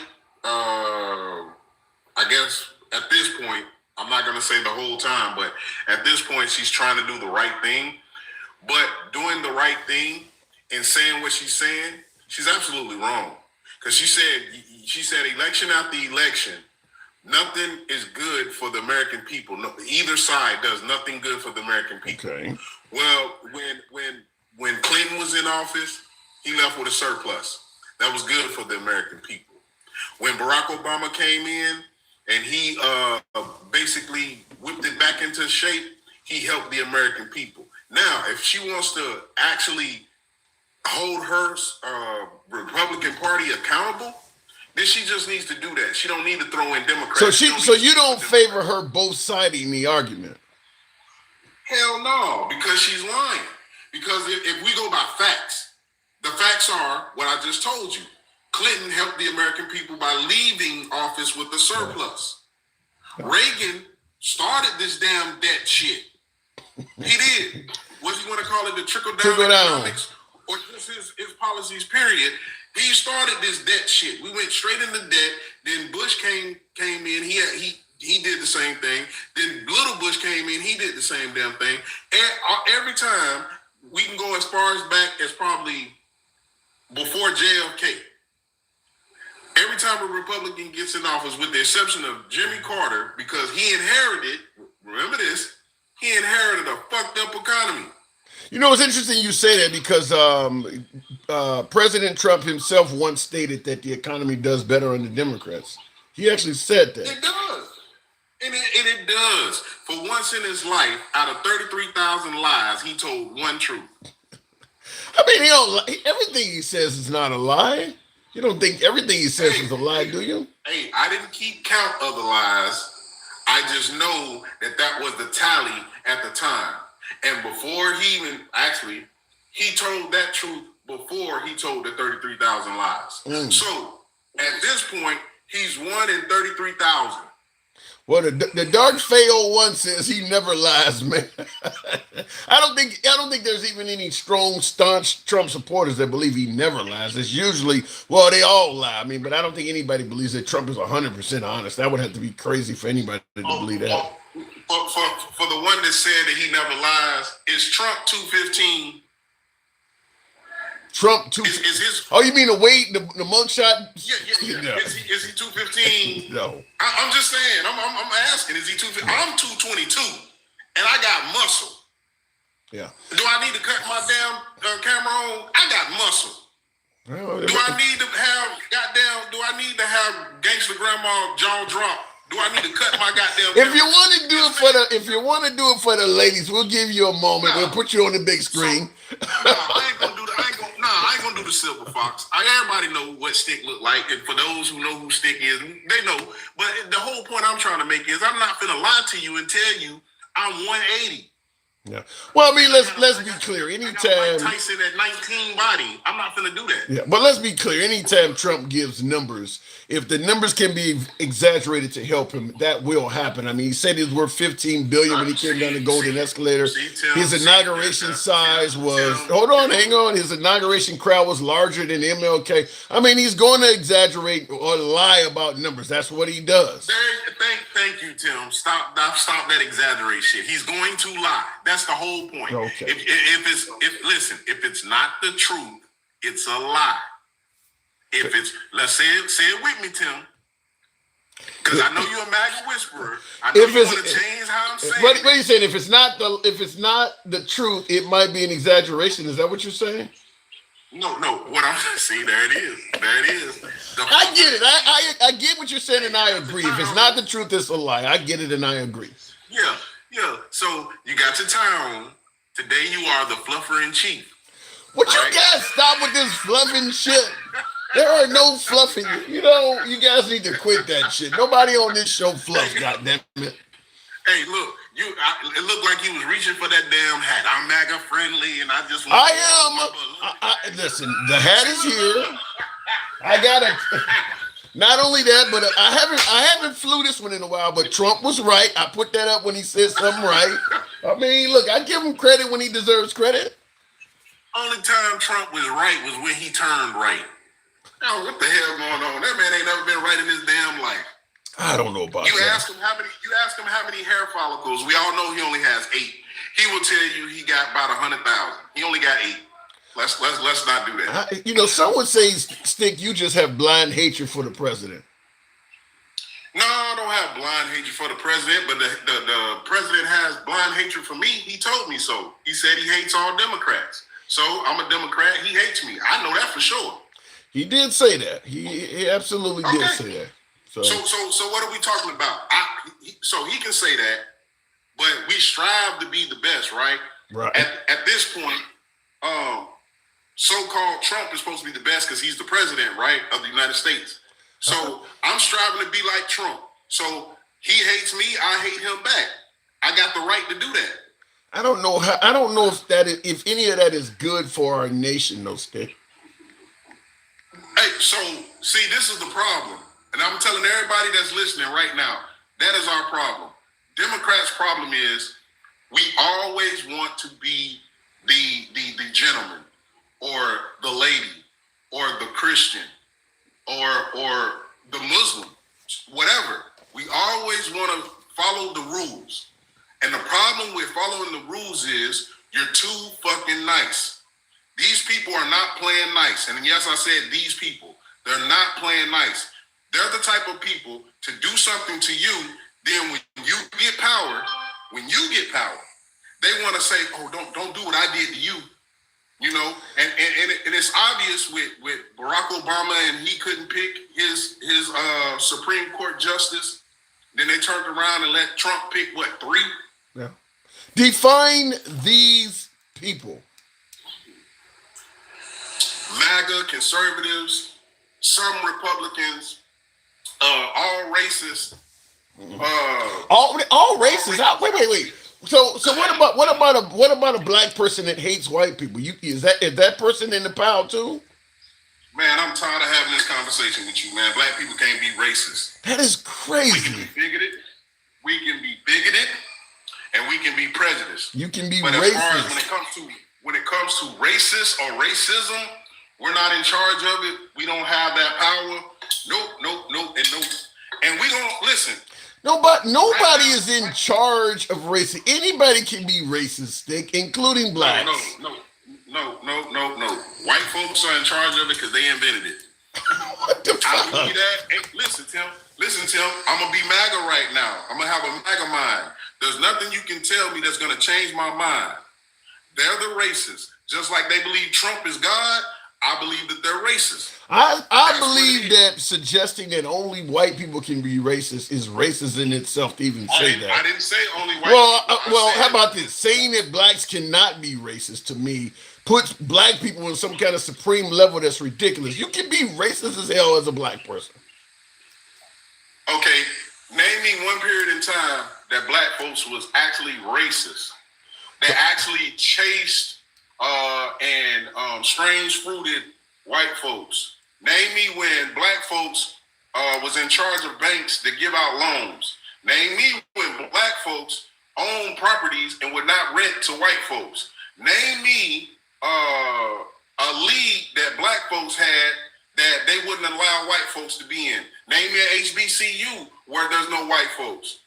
Okay, now I'll tell you right off the bat, I'm certain that there are black businessmen that chose not to do business with whites simply because of their skin, or chose not to hire them. You're assuming. Wait. You really believe that has never happened? You really believe there out of all of the blacks that own businesses, you don't believe that there's ever been a black person that has discriminated against a white just because they're white? You don't think that's ever happened because I'm not naming one? If it happened, I'm pretty sure you would have it. No. Okay, how about this one? Name me a black person or a African American that has crashed a plane. Most blacks don't own planes.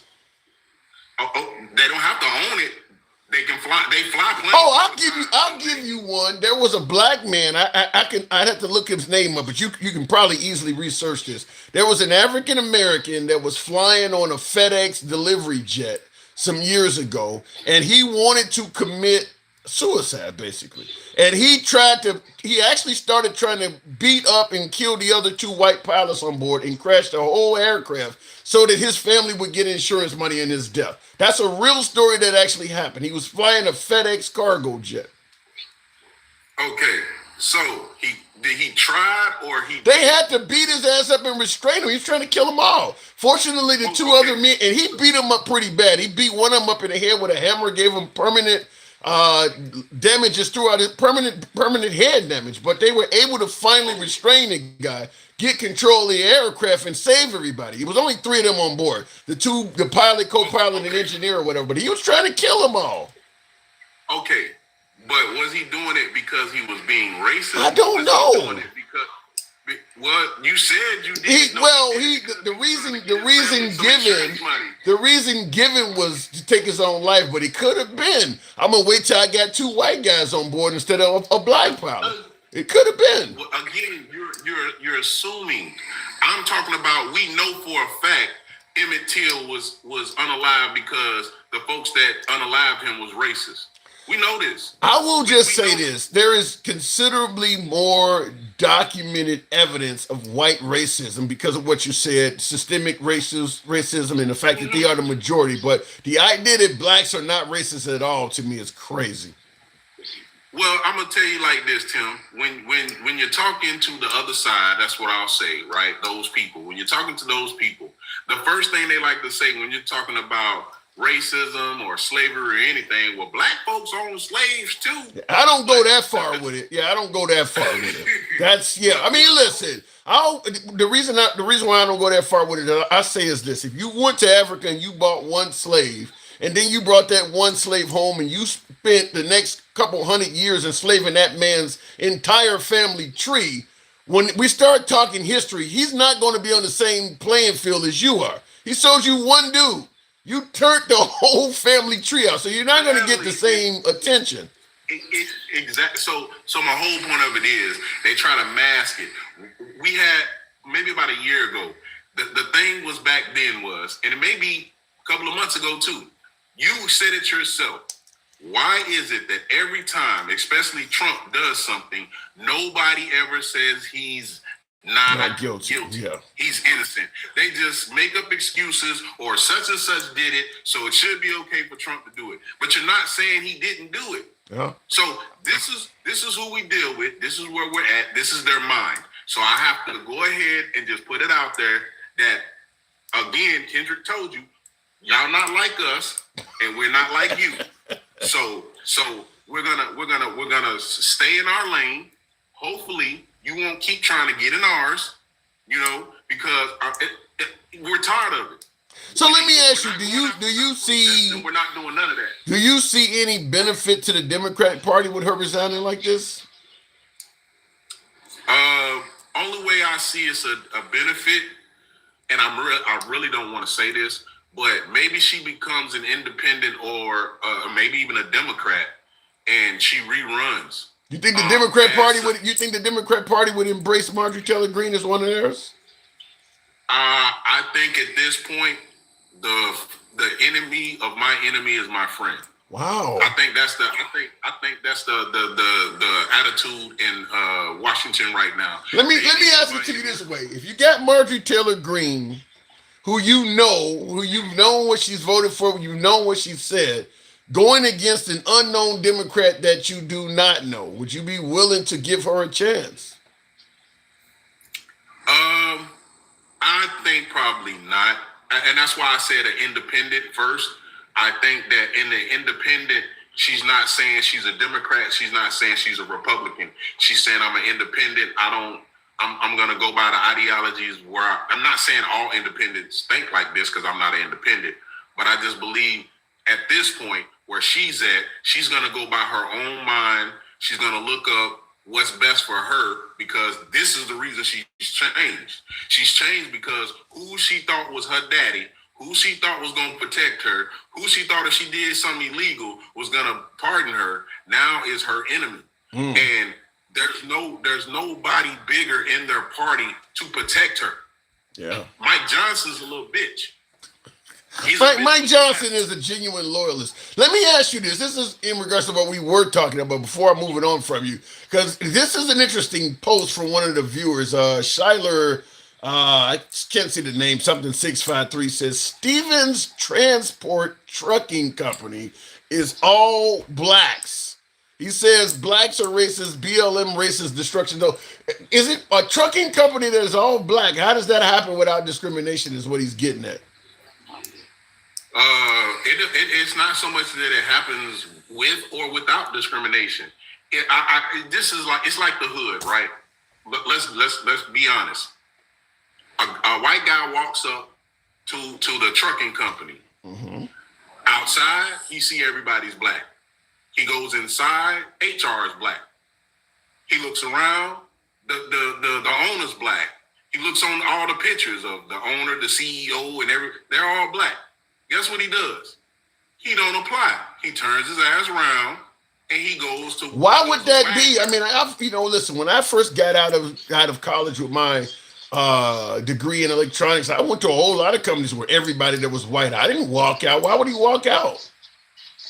Oh, we're used to everybody being white. We're used to being held out of the inside club. We're used to that. So we're bold. We're 10 times as better. We know we can compete with anybody. See, that's our mind right now. Without you even thinking about it, you didn't even realize that about yourself. That you like, I don't give a damn if anybody in here is all white. I'm gonna get in this bitch and I'm gonna get a job and I'm gonna drive trucks or do what I do. That's our mind state. That's pretty much all black folks' mind state. But the white folks, once they feel uncomfortable, once they see that it's not a lot of salt in all this pepper, what they do is they turn their ass around. Not a lot of salt and all this pepper. All right, Stick, I got to move on. That's a hell of an analogy. I think that you may be onto something. There may be some of that. I'm not, because I do know plenty of times I've been in places where establishments and things like that where it was all white people, and I had a friend with me that was black, and they're like, I don't want to go in there. So it does happen from blacks as well. There are a lot of blacks that do not want to be around nothing but white people. So it happens on both sides, though. You from Chicago, right? Yeah. You need to watch the new Power, right, with Tommy Egan. He's the only white dude in the hood in the whole entire show. He's like Gary Owens. He's invited to the cookout, so it's a little different with Tommy. But I mean, I get your point. I get your point.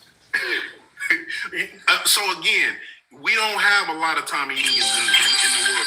Yeah. We do have a lot of preppy, upscales, and we do have a lot of cornpoon West Virginians out there. Even though they might be in Alabama, even though they might be in goddamn Georgia or Kentucky or anywhere else, they act like they from the fucking mountains and they don't know shit. They spit out their damn mouth. They look crazy as hell. Ain't got no teeth. Some do. They love Mountain Dew. They love meth. And I'm done. Jesus. Stick. Thanks for coming through. And by the way, Eminem probably knows how it feels to be like Tommy on not about to say Tommy on Martin, Tommy on what is this program? What is this program again called? 50 Cent's program. What is it called again? Oh, it's Power. Power, yeah, Power. All right, appreciate it, Stick. Thank you. I'm about to say Tommy on Martin. That used to be my game line years ago. You know, you do the dating thing. He looks kind of like Tommy on Martin. The late, I forgot what the guy name is who played Tommy on Martin. But I used to look something like him when I was younger. He's since passed on. Looking in the comments, though, I'm a white dude from what? It's about the best person for the job, not the color of the skin. Kenny, I want it to be that way, but it's never been that way. And by the way, Melissa, you say, what's the number to call in? You're hearing the calls. The calls are coming from TikTok. We do have the program on Instagram. You want to come to the Handsome Liberal on Instagram, we can bring you up. And we're on Tim Liberals on Facebook. So any of those programs, we can bring you up. But I get the outcry against DEI and affirmative action and things like that, saying it should be more about the person qualifying for the job, not the color of their skin. I'm going to give you my quick spiel before I take the next caller on why it's never been that way. Tap the screen, get us up to 60,000. We'll take the next caller at that. And help your boy out with that TikTok cap goal. Fact is, it's always been about the color of your skin. It just always benefited white males. I mean, there's never been a time in American history where getting a job, skin color didn't matter. It's just recently with affirmative action and some would even argue DEI that they started giving a little bit more leeway to people of color and women. But before DEI and affirmative action, being a white male gave you the one up in corporate America and also in government positions. I mean, you think that all of the generals for most of America's history, colonels and people in charge, they just all happen to be white men. You think that was by coincidence? You think that for most of America's history, nobody else had any merit? It was just all white males for a couple hundred years? Was the only talent we could find in all of these professions were just white males? You really believe that happened by coincidence? No, they were getting the one up.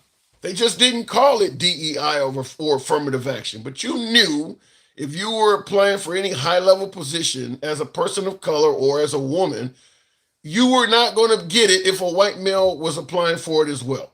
You could have actually had more merit than that white male. You weren't going to be the police chief. You weren't going to be the fire chief. You weren't going to get put on the bench as a judge. You were not going to get these jobs. It was going to go to a white male. That's how most of America ran. So we've always hired based on skin color, or as somebody would say, didn't earn it. You got it based on your sexuality, your skin color. You didn't actually earn the position. We've always done that. Well, I mean, same thing with getting admissions into schools and shit like that. Like, I'll give you a prime example. We're talking about Trump. He graduated from the Wharton School of Finance. You think when he got enrolled into that school, you could get in there with the same test scores if you were Hispanic or black? You think they would have let you in there as well? No. He had a benefit that did not exist back in those days. When he went to the Wharton School of Finance or whatever he went to, I haven't even looked it up, but I can tell you with a fair bit of confidence, there's a really good chance his whole entire graduating class was white males. Without even looking it up, I can tell you that. Back in them days, you couldn't get in if you were anybody else. That's DEI. That's the same thing that we're complaining about now. Looking in the comments here real quick, 70% of the United States is white, and seeing white people everywhere shocks you. You must be talking to my last caller because I see him everywhere. I don't know about that, but 70 is it still 70%? I don't think it's 70% of the country is white anymore. I think that's why so many people are complaining about replacement theory. I think they want to get it back up to those numbers, but I think it's in the low 60s now. I don't think it's at 70% anymore. It'll change if Trump continues with 3,000 deportations per day. I can tell you that much. It'll absolutely change because he ain't deporting nobody but people of color. If he keeps deporting at the level he's doing, you might get your 70%. Because they're not going into Polish or German or Irish neighborhoods looking for people that have outstayed their visa. They're going literally in the areas where people of color reside. So you're just not seeing a lot of white people get deported. So you may get your 70% if he's allowed to deport. I think he wants to get 3,000 a day or something like that. He keeps doing that. Yeah, you'll get where you're trying to go. The economy is skyrocketing, says Greene Cap. Skyrocketing based on what metric? Skyrocketing? Really? No. It's hard looking at today anything versus years ago, going by like shit tons of years ago. Well, the problem is that means it's not shit tons of years ago.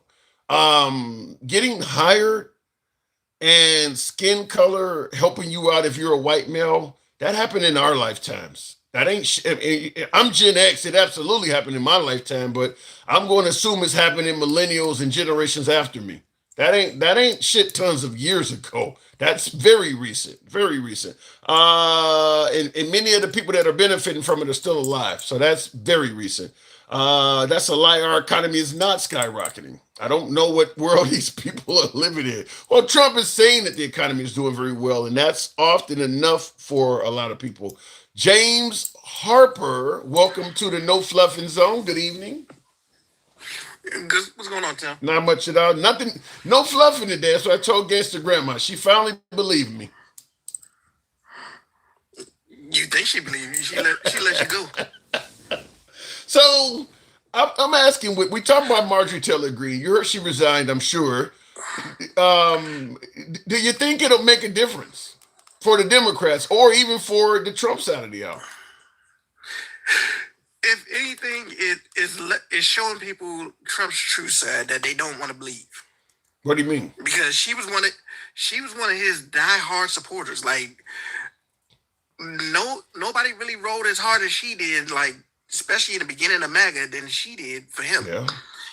And the thing that we kept telling him is, hey, once he don't think that you're any use to him anymore, he's going to turn on you. And now she's seeing it. So do you believe what happened to her will wake up other prominent members of MAGA? No, because they're delusional enough to think that it won't happen to them. Really?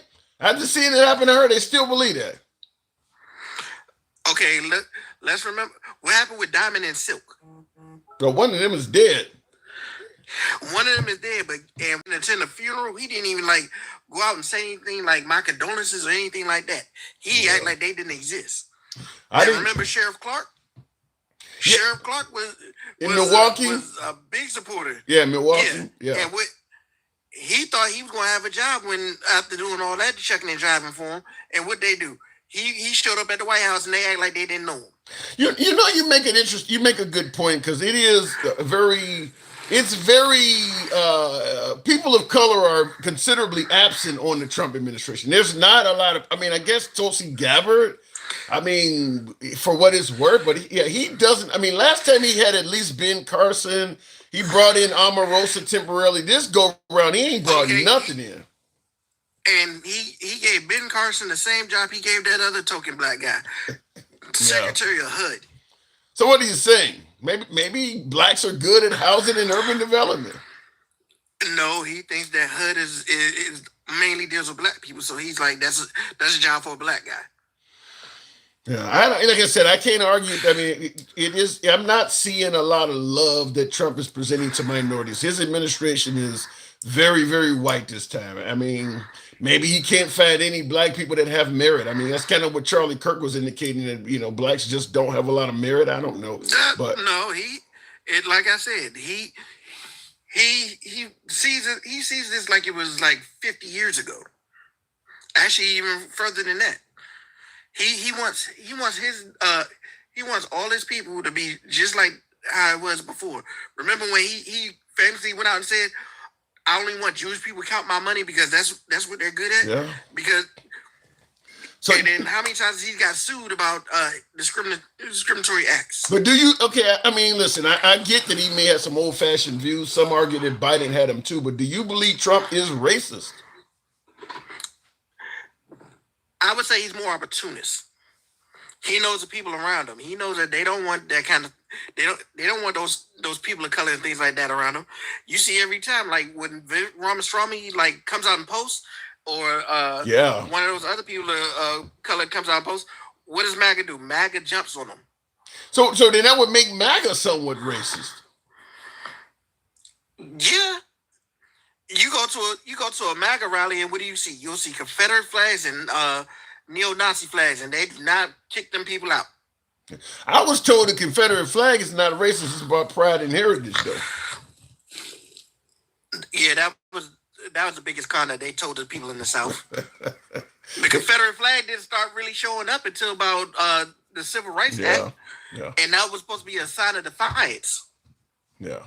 I mean, they still say it's about pride and heritage, but I do agree with you. It is kind of odd to be, targeting this war for honoring people that's hundreds of years ago. You don't see them saying anything about all the wars that are in between, like the World War I and World War II. They're honoring going all the way back to the Civil Rights era. I mean, like, well, it was my family that fought in the war. They fought in World War II too. You're not honoring them. I mean, it doesn't make a lot of sense. MAGA doesn't make a lot of sense. They don't want to say the things that make them look bad. That's why they always try to like disguise it as something else. So we got potentially 3 more years of Trump. What do you think we're headed for? We'll see by the midterm, because what's going to end up happening is like they're starting to see like how fragile Trump really is. How like he based on what? The guy's the most powerful man on the planet. Fragile? Based on what? The unpopularity of his policies, the way he gets treated by like foreign leaders. They don't sit there and like look at him as like respectfully. They look at him as a joke. What do you mean? What do you mean by how he gets treated by foreign leaders? I'm seeing leaders coming and meeting with him. He just had a Saudi prince in the White House. Zelensky's been over here many times. What are you getting at? And what is that Saudi prince going to do? He's talking about giving them more money. Well, he's making deals with him. I get that, but what I'm saying is, those deals do not benefit American people. Them deals benefit Trump. Well, according to Trump, they benefit the American people. Trump also says that the economy's doing great and prices are going down. Do you really believe him for that? I'm not seeing. Well, I will say the price of fuel is going down. Gas prices are not bad. Gas prices are not bad, but everything else is up. Well, Trump says they're down 25%. He says, Tim, how often do you see stock market prices going up and inflation going up? well, the stock market ain't doing bad right now, is it? The stock market ain't doing bad, but the economy's not doing good. Depends That's on. why people always say don't use the stock market as an indicator, because the only people who benefit from the stock market is investors. Yeah, I was gonna say that too. The average American, the only play they have in stocks is in their retirement, 401k or whatever. And that's gonna for most Americans, that you're gonna have a whole lot more presidents between the time you retire. And So 401ks have been tanking since Trump's got in office. So is he doing anything right, Stick? I mean, James, do you see him doing anything right? No. That man ain't been doing nothing but like benefiting himself like he does with any company that he does. He'll see as much money as he can get out of it, and when shit goes in the fan, he'll wash his hands of it and act like he had nothing to do with the downfall. But yet MAGA suggests he's one of the best we've ever had. So why do you think MAGA see him so differently than you do? Because MAGA sees what he's doing to their perceived enemies. He sees that Trump is going after them and making their lives hard. So they believe that he's doing a good job because of that. Other than that, guess what? Other than them seeing that, there's nothing beneficial. And then whenever you see like, okay, Alter Ego, you're lying. Talk about 401ks yeah, him and Alter Ego is also saying 401ks have increased since Trump's been in office. No, because people have been dipping in their 401ks, especially the ones that have lost their jobs for him getting rid of all them government jobs. Well, but see, here's the issue though. Is even if your 401ks are increasing under Trump, like I said, most Americans are not going to be able to really touch their 401ks. You're not, unless you're about to retire. That's something that you're supposed to leave in place, and the next president could even easily fuck that up. But when you're talking about how are you living now, unless you're going to draw out of your 401k, it doesn't have a lot of relevance on how you're currently living. And the stock market outside of 401ks is something that most Americans are not involved in. Exactly. They're not involved with it because they can't afford to be involved with it. They don't have that money that they can potentially throw away in case that stock doesn't do good. How about the inflation rate? Now in the comments I see one of my viewers that said inflation is under 3% in 10 months. I mean, I guess that would affect your ability to buy a car, buy a home. That's a lie, because inflation was under 3% before Trump got in office, and it just went up to 3% because of the stuff that's going on. The Fed had to actually lower interest rate to combat the inflation. Do you see the tariffs having any benefit to the American? The tariffs have no benefit to Americans because importers pay the tariffs, not the countries that export. They already get paid for their product. Once it leaves their country, they don't pay anything into it. Well, because Trump is suggesting that the tariffs are going to bring a ton of money, if not jobs, back to America. That has not been the case, because the incentive to bring jobs back would have been making deals with these companies to bring their factories back in order to and give them benefits, say tax cuts or something like that. But he's not doing that. Yeah. And in the comments, Melissa, you say that you should buy stock every time you get paid. With all due respect, you don't know what people are earning. I mean, if you're not making enough to barely even cover your bills, you're not going to buy stock. Stock is like, putting money in savings. If your actual paycheck does not cover putting food on the table, they're not going to buy stock. They're just not going to be able to do that. I understand what you're saying. It's a good idea for the future if you're in that position. But for people that are making, income so low, they got to request SNAP and other benefits. Obviously, you're not going to get SNAP at all if they know you got stock to begin with. But if people are barely getting by, everybody can't buy stock every time they get paid. But that's what she's saying is you should buy stock every single time you get paid. Okay, right now people are barely being able to pay rent, things like that, because every year rent goes up and so does prices of food. How the fuck are they gonna buy? How they gonna buy stock if they can barely do that? Yeah. I think that's almost one of those statements where If you're privileged and you can afford it, if you're financially doing well enough financially, that's one thing. But yeah, when you got Americans living check to check and having multiple jobs and shit like that, you're not working. If you're working multiple jobs, you're doing that because you need to survive, and there's a good chance you're not in a position to buy stock. I mean, she's saying work harder and all that, but look. Go ahead. Okay, and another thing, like we lost all of that oversight. We've lost all that deregulation, that regulation, and things like that to keep these companies from getting over on the people. And now you see what's going on. As soon as they gutted that, prices skyrocketed. Why? Because there was nobody keeping those companies in check to keep them from price gouging. Yeah, and it should be noted that buying stock is not the know all end all. People lose money in the stock market all the time. I mean, you could actually be buying stock every time you get paid, and all of a sudden something happens, like the housing market. Stop with that biggest stereotypical bullshit. People are not buying on that; they're barely surviving. I see that for folks who on my other platforms. What he's talking about is Gen A says, but they can spend money on nails, rims, and car stereos, but not stocks. I'll tell you, listen, it's stereotypical, obviously, what he's talking about because of the items he's talking about buying, but let's be honest, nobody wants to work and not have any type of fruits for their labor. In other words, I got to barely get by. The little I have excess goes to stocks. So I can't ever treat myself. I can't ever go out and buy a new pair of shoes or, as you say, rims. I can't do anything. I'm just working to get by and saving for the future. Nobody want to live like that. That ain't a good way to live. That's why they buy rims and nails and all this other stuff you're talking about. I mean, look, at the end of the day, you got a call coming in. At the end of the day, we want to have some luxury items. So yeah, they're going to buy that stuff. But he did go the stereotype route with that. And then you gotta also admit, like, stocks is just like gambling. Like, all stocks is not going to automatically be That's good. what So I said. Yeah. You buy stocks and like you still can't do anything with that stock until you actually sell it. So you don't make money until you see that stock grow in value. And then most of the time, like, it's not going to like just shoot up ridiculously that you're going to get a major profit from. Yeah, and like you said, you could buy stock and lose.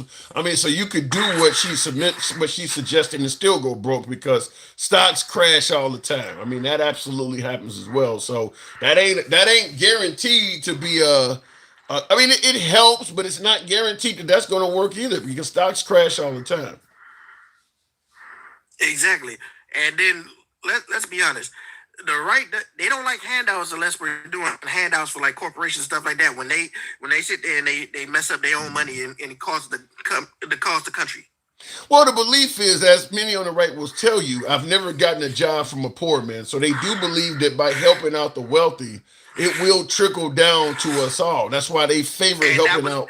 And that is the biggest con that the Republicans believed in, is that trickle down economics. They've even like interviewed CEOs and things like that, and they said, "Hey, if we give you all this money, are you going to reinvest it in a company and give the benefit to your employees?" And none of them admitted to it. They said no. Yeah. I will say, when you look at how well CEO pay has done over the years, and when you look at they're still fighting to keep minimum wage the same.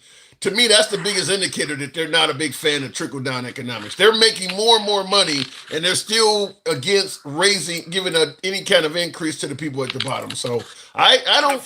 Yeah, go ahead. The first thing they do is, as soon as they get all that money, is buy back stock. And what happens when they buy back the stock? It makes that portfolio look better, and it makes sure that they control more of their company.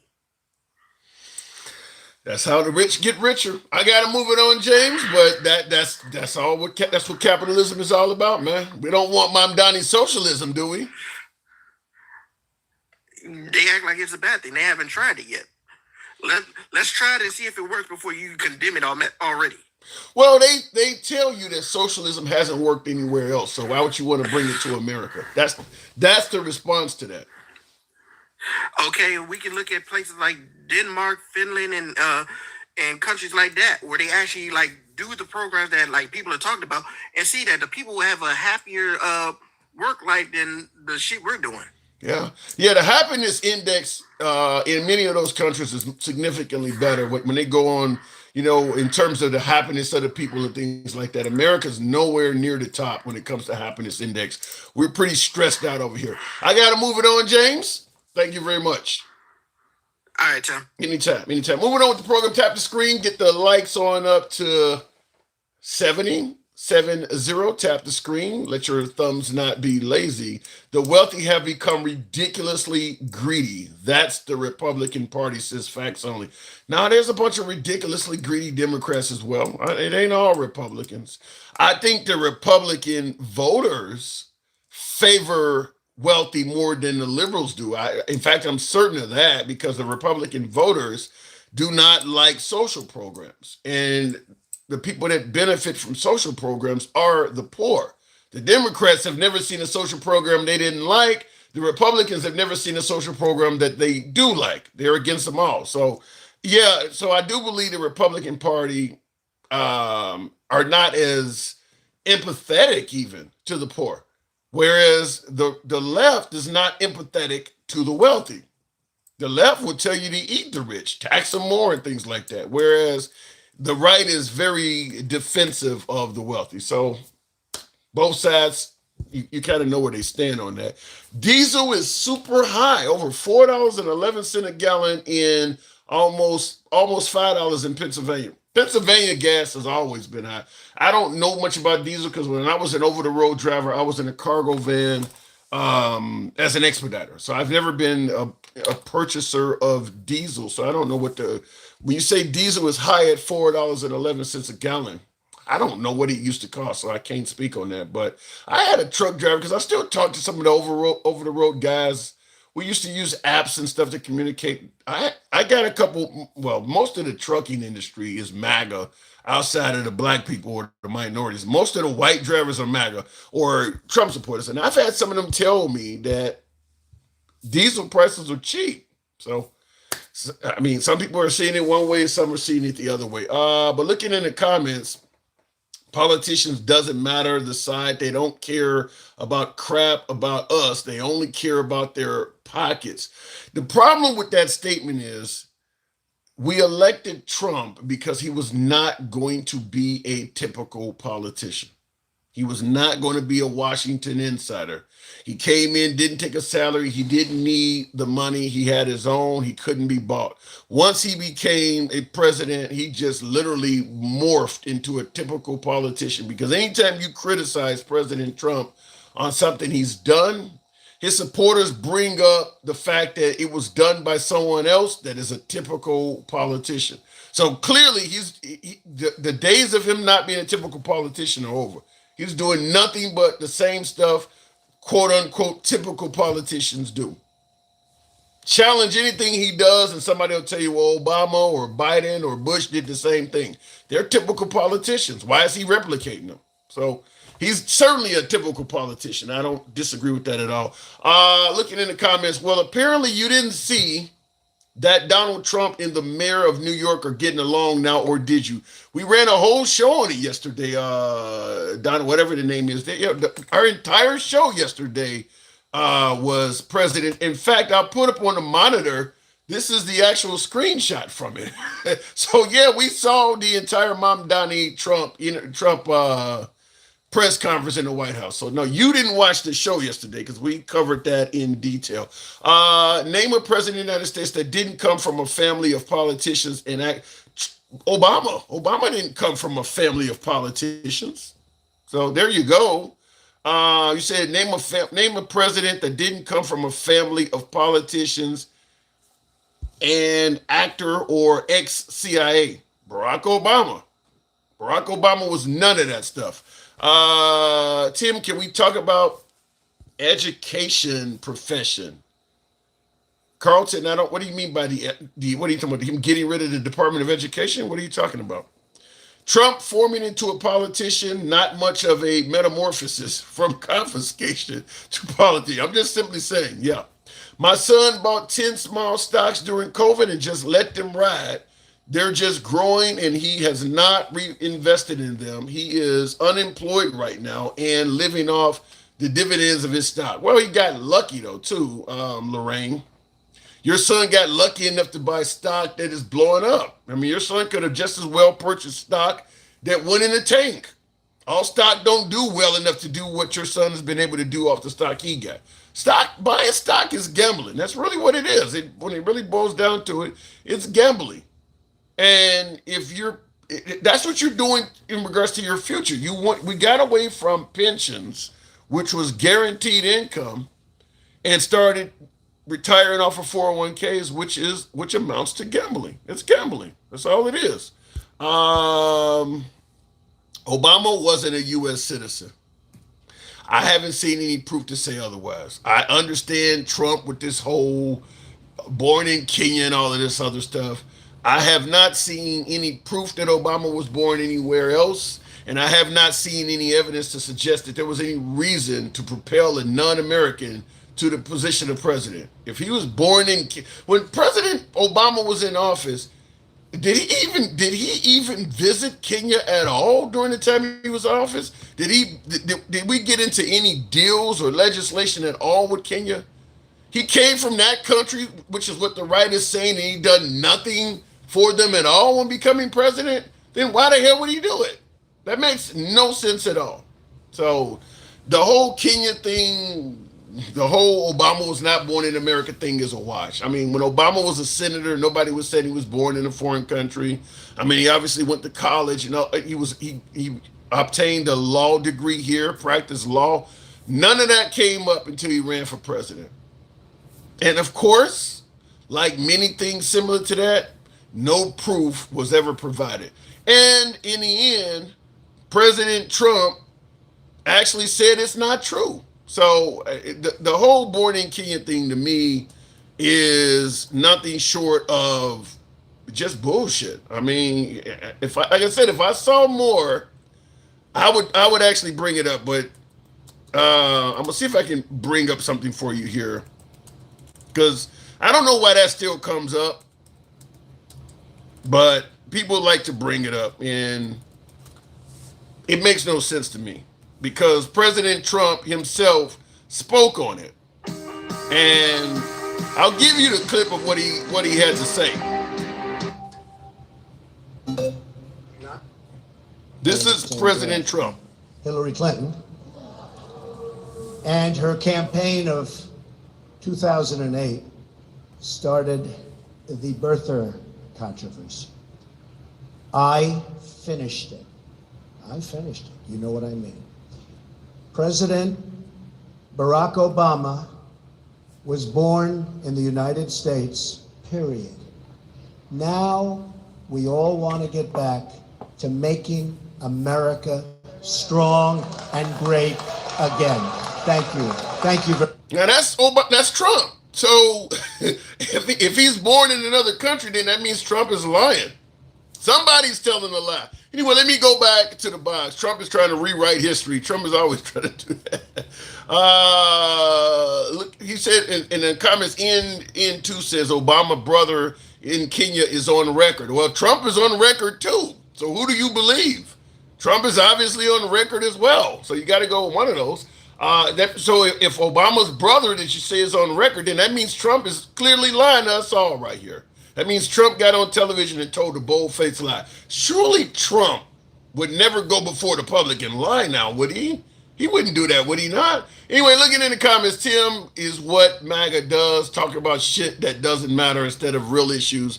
Gaslighting says facts only. Moving on with the program. Fur the Great. Good evening, Fur the Great. Welcome to the program. What's up, Tim? Not much at all. Man cave. Huh?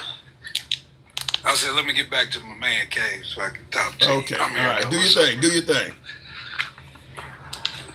I'm ready for you. Okay. We've been talking about Marjorie Taylor. You heard that she resigned, did you not? I did. Is that will there be any lasting repercussions from that towards the Republican Party, towards the Democrat Party? Is it a good thing for either party? What say you? I don't think it's a good thing for either party. I think it's going to hurt the MAGA movement more than is going to have any damage to the Democrats. How so? How will I told you a few. how will her resigning hurt the MAGA movement? Because I think it's fractured right now. I literally think it's those. And you told me MAGA wouldn't care about those F files, and I think you kind of misunderstood what I was I think you might be right on that. It was going to be. Yeah, because I wasn't talking about the sycophants, I wasn't talking about the Julios, Gen X, these people we see on TikTok. I'm talking about the people that's empowered to have constituents that's like, that shit ain't adding up and we ain't really with that. I don't think, that's too far. I may have gotten that wrong, and you're correct. I did say I don't think that MAGA would care what's in the Epstein files, but I didn't anticipate someone as high up as Marjorie Taylor Greene in the MAGA movement taking a stance she did. I wasn't expecting a defector at that level. If Marjorie Taylor Greene wasn't doing what she's doing, I don't think it would have the same strength behind it. But somebody like that, and Lorraine Bobart, also they called her in the Situation Room, she didn't cave. So that's where I think I didn't anticipate people at that level would resist Trump. I wasn't expecting that. Well, I mean, it's the irony of it because, I mean, Trump, ground by the P, you hear all the guys, his locker room. Yeah. But I think when the rubber hit the road and women had to remember how it was being a little girl, I think that was the deal breaker. It's cool to play along, to get along, but then it comes a line where you got to stand up for women, and you're a woman. So you think it's a possibility that was the break. You think it's a possibility that the man who has been one of the most successful flanderers all his life may ultimately be taken down by women? It's poetic justice, man. Yeah, no kidding. I mean, why would it end any other way? I mean, why would it end any other way? I mean, I'm not surprised. You live by the pew, you gonna go by the one. You know what I mean? So I'm not surprised. This is exactly how it was gonna happen. And I also told you that the first MAGA that pushed back against this guy was going to grab a hold of a good portion of this party. Because I honestly think that the MAGA fans, they're looking for something that's MAGA light. I really think a lot of them like, the guys kind of, you hear Jeremy, they're not saying they're not MAGA, but they want MAGA light. They don't That's want interesting. Too heavy. That's interesting. So, in other words, they want Trump, but with a little bit less radicalism to it. Yeah, because I think they see that same old dance is kind of played out. People are not, I told you, Taco, I've told you before that I don't know no bully that's never been hit in the face. I mean, he just doesn't have the credentials. He talk loud. People like him get knocked out every fucking day, bro. You know what I mean? Talk that shit, and people know that you gonna get a fucking job. I mean, you look at Mondami. Mondami's in the streets. He's really New York, but so is Trump. But he's more Fifth Avenue, Park Avenue. That's his circle. Mondami's in the slums. So it didn't surprise me that when a real New Yorker came in there, Trump did with the same thing he would have did if he was on the street with him. He gonna get small and look for his security. He would never look that good. What do you think? We covered that yesterday. What do you think about that? Mamdani and Trump making friends in the White House. Do you think that's a good thing for the people in New York? I don't know, man. It didn't make sense to me, but I don't know what came of it. Just on face value, I was trying to get up yesterday to simply just say that it didn't make sense for either side to me. I don't think it's kumbaya. I don't know what the fuck the point was at this point. We'll see, I guess, but I don't understand what the point of it. I think it was Denkow was saying that, Trump has control of the federal purse and Mamdani needs money for his city, so Mamdani kind of had to do that, is what he said. Okay. I mean, from that aspect, so you got to meet the guy. Yeah. I mean, Trump don't give a shit about that shit. I mean, he was just trying to fight people to give him food. We know Trump is like that, but I think because Trump is also conducting business while in the White House. So, and I think one of the reasons Trump has been so successful at business, at real estate, in a town like New York is because he's had mayors in his pocket in the past. So having the mayor of New York City in your pocket, because I mean there will be a potentially will be an afterlife for President Trump beyond the presidency, and he clearly don't want to stop making money. So having the mayor of the nation's largest city in your pocket, it has value to President Trump. So that's why I believe he met with Mom Donnie. I'll do it, maybe I'll help you out with some of the things you need to make your citizens, continue to appreciate you as mayor. But understand, I am a businessman. Once I'm out of here, there's going to be things I need, maybe skyscrapers being built, other real estate projects. I need to know that the city of New York is going to have my back. I believe that's how he has worked the whole time, working with the mob, the unions, the mayors. That's how he's always done it. Okay, and so let's, the veil has never been over my face or eyes. It's in the fucking name that these people, tout when they talk about his prowess as a president. There's no way that any businessman is not fucking for sale. It's in the fucking title. Yeah.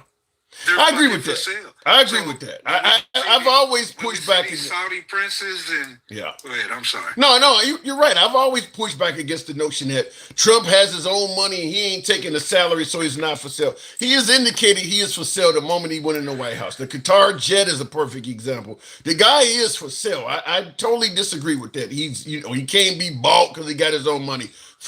He wants more money. It's pretty clear he wants more.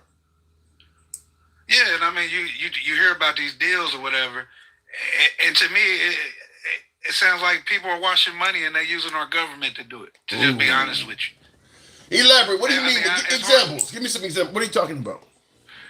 Well, the Saudi guy.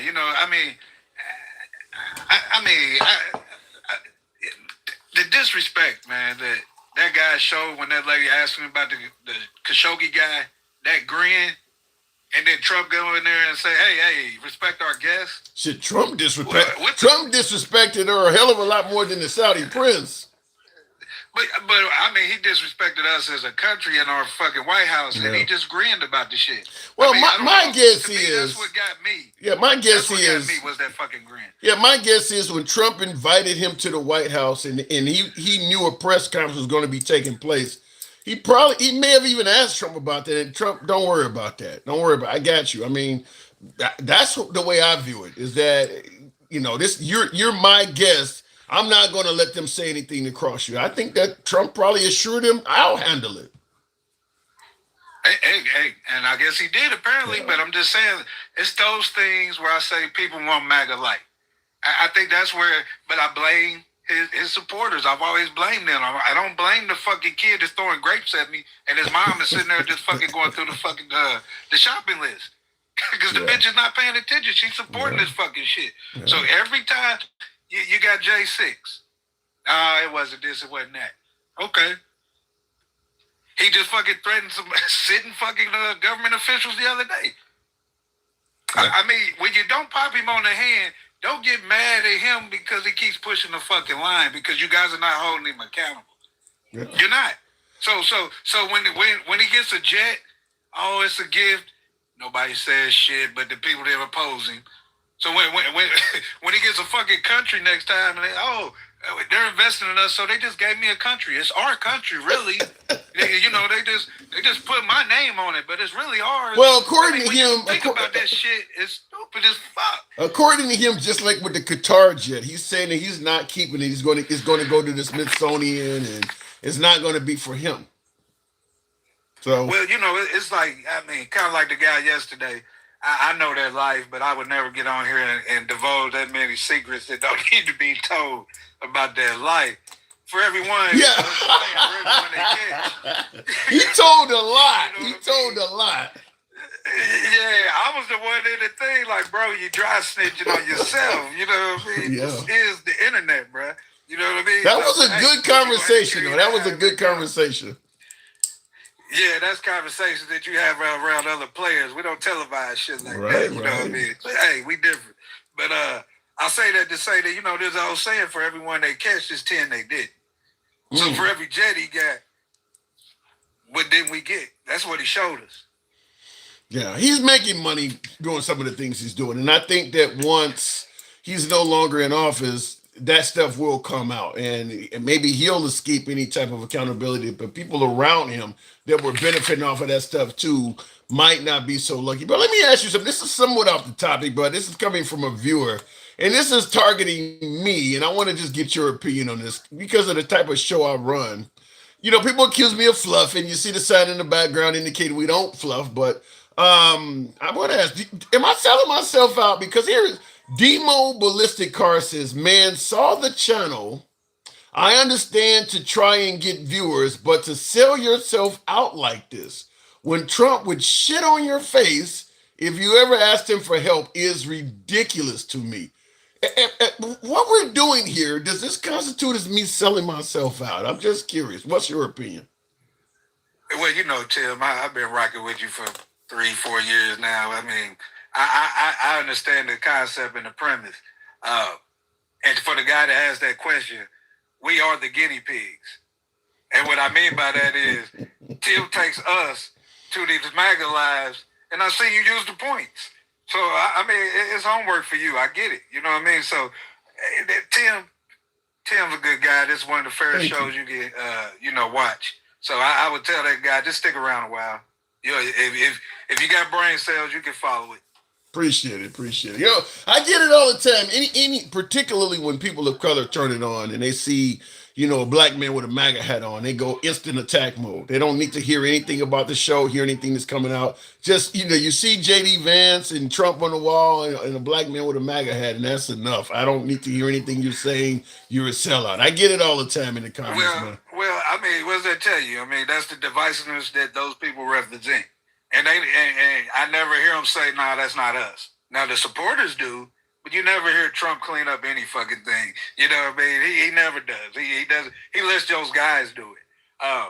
But a couple more things, man. Before I get off of here, I was in the chat. We got a governor here in Indiana, Governor Bryan. Okay. And he tried to, he's trying to redistrict this state at the orders of Trump. Well, a lot of the GOP here is like, nah, the people don't want it. Well, they've been vocal about it, like, nah, man. Really? Because your state is trying to go 100% red, ain't it? Oh yeah, but Governor Bryan, he's been trying to be a mini Trump since he got in office. You know what I mean? And it's not working well. So that's what I'm saying. Even around me, I'm seeing people saying like, we with the MAGA shit, but y'all going a little too far. Because they know the pendulum's gonna swing another way, and it probably ain't gonna be as nice as it's gonna come this time. Yeah, and I think that's where go ahead. No, I was saying it started last week. I think last Thursday or Friday we had one guy here that got swatted. I think it's up to almost 12 of them now. Governor Bryan is one of them. And all this fucker keeps saying in the media is we just need to do what Trump asking us to do. Well, I told you when I went to one of the times I went to a Trump rally, I had somebody tell me that 99% of the time, if you just bet on Trump, things will turn out right. Even if it don't look good now, if you just bet on Trump, things will ultimately turn out right. I had somebody tell me that, so that might be how that politician felt that was saying that.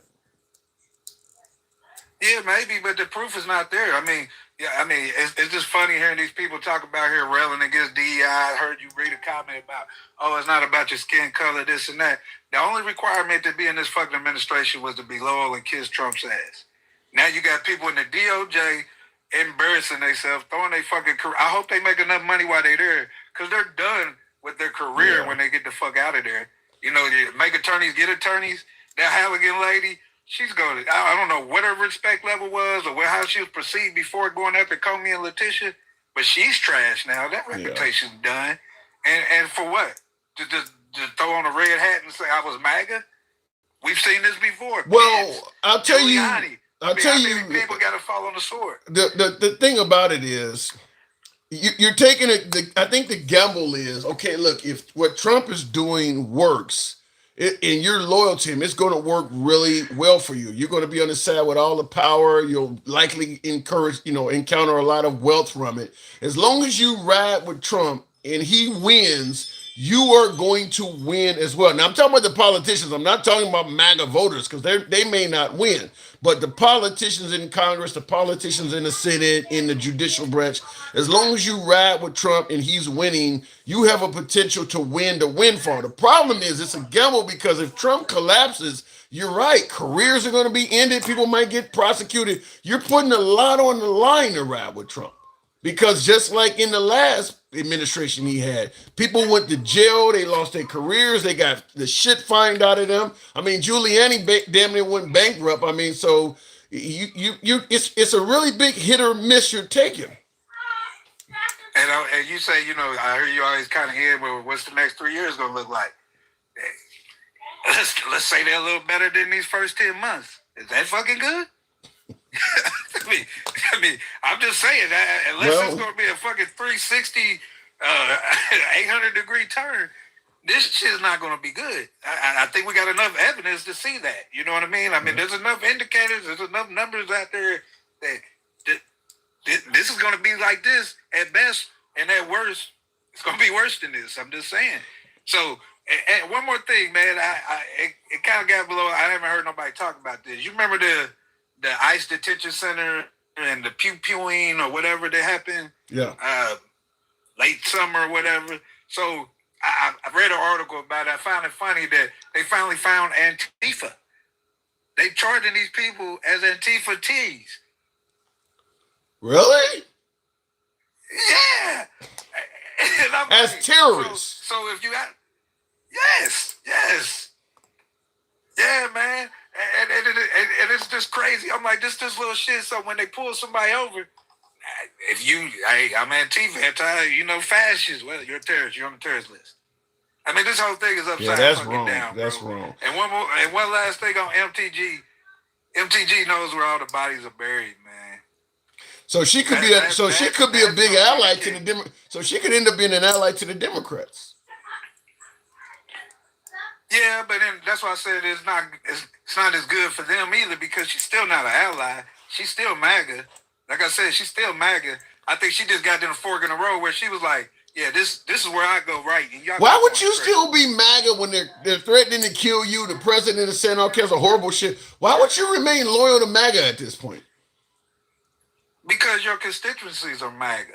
See, that's what I'm thinking. You don't have any constituents. You're resigning. You don't have any constituents anymore.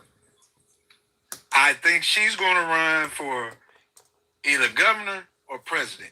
I told you, the first fucking person that's diehard MAGA that puts the finger up and say, you know what, man, you crossed the line, Donald. That's it. And it's those fucking files, man. And the more you keep delaying it, we're not stupid. We know he sent it back to fucking investigation. You're investigating a hoax now to lock him up again. So when people are woke, it's funny. The MAGA's woke now, you know what I mean? Wow. So now they see it like, wow, this dude really been pissing on us. And MTG, and if she can go because she asked the guy to do something he promised to do, she didn't ask him to do nothing that he didn't promise to do. Yeah. She just said, hey, dude, if you ain't in them motherfuckers, release the shit. We losing points politically behind this shit. Just fucking release it. That is true. I mean, that's all she did really was complain that he ain't meeting some of his campaign promises. But Trump does not like people complaining against him, and that was enough to trigger him. So they are now a separated relationship. But you see her coming back in politics. Yeah. I mean, look at Thune. Look at the House, the Senate. All those damn votes. Man, they see the writing on the wall. They like, hey, this might, I don't know about you, Mike. You want to ride this shit to the bottom? You go ahead. But hey, I think we gonna jump off, bro. You know what I'm saying? And I've heard it's nothing been substantially proven that he's on those fucking things and the sickest ways that you can think of. Wow. So if those guys know that information, it's your honor. Like, what do you stand for? You stand for protecting pedos, no matter who the fuck they are, or these kids? I got kids, and I got a fucking line, bro. You know what I mean? I wouldn't give. Hey, like I said, I don't listen to R. Kelly no more, ever, because I assume when I listen to his music, man, was he talking about little girls? That's an interesting. Well, seems like you're ready. I mean, he could have been. Ain't like nothing but a number, you know what I mean? Yeah, AJ number to number. I mean, his songs were very telling, so he could have been. I mean, you look back on them, I can't hear them the same. Yeah. You know what I'm saying? So that's just me personally. So I think a lot of people in the MAGA crowd is like, once you see it, you can't unsee it. Seems like you're ready. I gotta move it on for the great. Now you don't put a hellified thought in my mind. Yikes! I won't listen to his music again after hearing that. But thank you. All right, hey, one more thing. Sure. One more thing. Hey, everybody on YouTube, all the platforms, one of the best shows on TikTok, and I'm sure YouTube too. Give the brother a chance. Don't let the MAGA hat push you down. This dude ain't no coon or a sellout. Oh my God! Thank you. You just erased about 100 comments today. Thank you. Appreciate it. Tap the screen, by the way, and also help your boy out with the TikTok cap goal. Tim, you just had to say it. What did I say? Seems like you're ready. That is an R. Kelly tune. Seems like you're ready. I mean, you don't normally tell a girl seems like you're ready. That does sound like something you would say to a young chick before you doing something to her. Seems like you like you probably take a apple or not an apple or a pear off a tree and you look, it's ripe. It seems like you're ready. I mean, it does sound like that. And then of course there's Ignition and some of these other songs he's had. That AJ number, the number he brought that one up. Yeah, I mean, he was kind of telling you. Trump is not on the list. Democrats would have released it under Biden administration.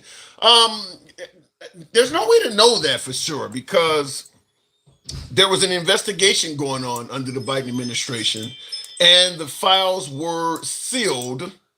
What the hell just happened there? The files were sealed. I got some odd looking shit happen. The files were sealed, so there's no way to know for certain if the Biden administration even knew if Trump's name was on the list. So I don't. And also too, it's also a possibility that Biden could have been doing something similar, or the Biden administration could have been doing something similar to what Trump is doing, maybe protecting other people. It's hard to say, but I will just say this: President Trump ran a campaign on releasing this shit. Now he's in there and he's not doing what he campaigned on. And the only solace is to bring, well, Biden didn't do it either. This is what I mentioned earlier about that Trump was not a typical politician. And then the minute he does something wrong, we keep comparing other politicians to him. Biden is gone. Biden ain't coming back. Bringing up Biden is irrelevant at this point.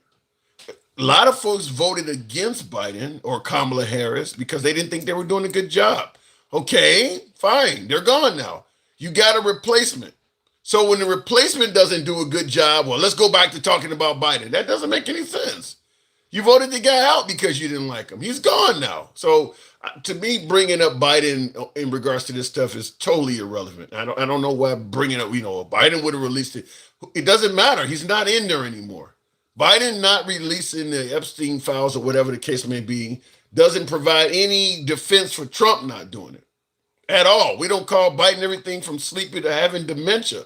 So based on the way we've talked about Biden, it should be expected that he wouldn't release the files. Trump is the guy that was going to make America great and do everything right. He's the guy that should release them. So if he doesn't, bringing up Biden is irrelevant. You're online asking and trying to validate what you think is Trump bad because I can't get rich? Huh? Twix, what are you saying there? It says you're online. He says you're, Y-O-U-R. You're online asking and trying to validate what you think is Trump bad because I can't get rich. Elaborate on that a little bit more because that doesn't make sense on his face. No, Trump brings up Biden then. Trump brings up Biden every time you put a microphone in front of his face. It's hard to get Trump in any press conference, even when he's sitting there with other world leaders and things like that. He's talking about Biden. He's sitting there next to Netanyahu or Zelensky or Putin or, you name it, the Saudi prince the other day.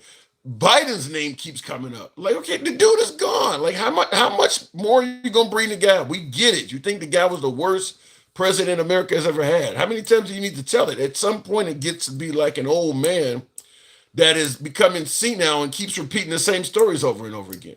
We get it. The guy sucked. You were put in place because people thought he sucked. Okay, you're in place now. You got to keep telling us he sucked.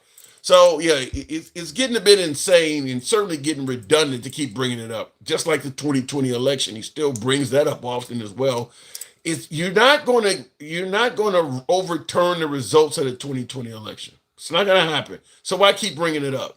It makes no sense. You're in control of everything. Why keep bringing that up? Ken, appreciate the support there on YouTube. Thank you, Alter Ego. Shout out to you for the TikTok caps. Finally, Tim speaking big facts. Why compare Orange to a politician when they say he's not one? That's a good point too. But I don't understand why Biden and even Obama still comes up. I don't understand why you keep bringing those people up. It's over with for them. This goofy Uncle Tom must be related to bootlicker Tim Scott, says Khalid. And that's what I was talking about when the new viewers come in. I was telling my last caller that. Appreciate that 904 Jules. Shout out to you guys showing the program some support. Hello, my friend from Sussex, New Brunswick. Wow, that's up in Canada, right? Sussex, New Brunswick is the province. Some people get on here and they are talking for me, for my emotions. I guess you're saying they're not talking from a critical. They're letting their emotions speak for them. I think most voters do a little bit of voting or do a little bit of acting based on emotions. Lorraine, I mean, I always bring up. Folks on the right use the phrase facts over feelings, or in some cases, even fuck your feelings. You know, vote based on facts, don't vote based on feelings, and don't let your emotions get involved. And I always bring up January 6th because the entire event on January 6th was solely based on emotions. It was not based on facts. Them folks who came out to protest and them folks who ultimately went in the Capitol building, all of that shit was based on emotions. Because Trump still had his Attorney General Jim Barr investigating election fraud claims. So there was no solid evidence that anything was being stolen or that Biden had cheated or anything. Yet they're out there yelling, "Stop the steal," and they're tearing up shit. Okay, if you had to grab one of them and said, "Okay, give me what has happened that tell me how the election was stolen." They couldn't present anything other than shit they believed had happened. They had no proof at all. The election was only 2 months prior. They had no evidence whatsoever on January 6th that the election was stolen, yet they're out there acting a fool. That was based solely on emotion. That wasn't based on fact. We're 5 years out, and there's still little facts based on the stuff they said. So everybody acts on emotion to some degree. It's the hat, Tim, says Tyrone. Well, yeah, it's the hat. Some folks say it's the fucking pictures of Trump and JD Vance up there, whatever the case may be. This host actually believes the MAGA cult followers like him. Sad to see how MAGA infiltrated these weak-minded minorities. Appreciate you coming in there, Kalidos or whatever it says. You obviously are new to the program, but appreciate you being in there. And by the way, we don't block, ban, or censor anyone. So understand, folks can be critical of the host. We don't mind that this is an uncensored program. That's been our method of operation from day one. It always will be. Moving on with the program, though, we'll go straight to Takesha Bowie. Good evening, Takesha. Might as well come to the dark side now, Tim. It's all over. Damn. Is that what it is, handsome conservative? The dark side? Good evening, Takesha.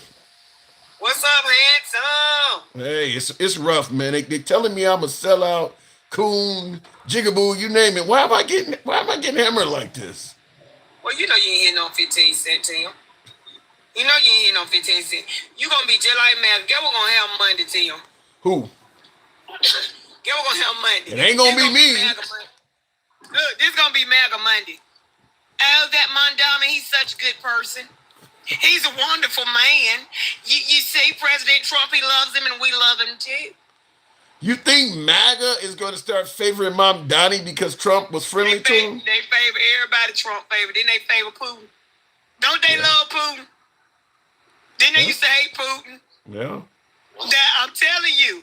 Did you see how Trump eyes lit up like a child at Christmas when he was looking at Mondami? Then he started posting their pictures like they went to Olin Mills and took couples pictures for Valentine's Day. Did you see it too? What do you think that was really about? Because politically, they're polar opposites. He's in love. He's in love. See, Montgomery is charismatic too. So two charismatic people being in the same room. Trump was in La La Land. He was in Love Land. He looked at Montgomery. He said, "Oh my God, I gotta have him." Yeah, that's what it was. That almost sounds. He was sitting there right. He was sitting there right there and saying, "How can I get rid of JD so I can get Montgomery in his place?" What the fuck? Yeah. Wait a minute. You said No, that's crazy. He wants JD Vance gone. He ain't never posted no pictures of him and JD Vance.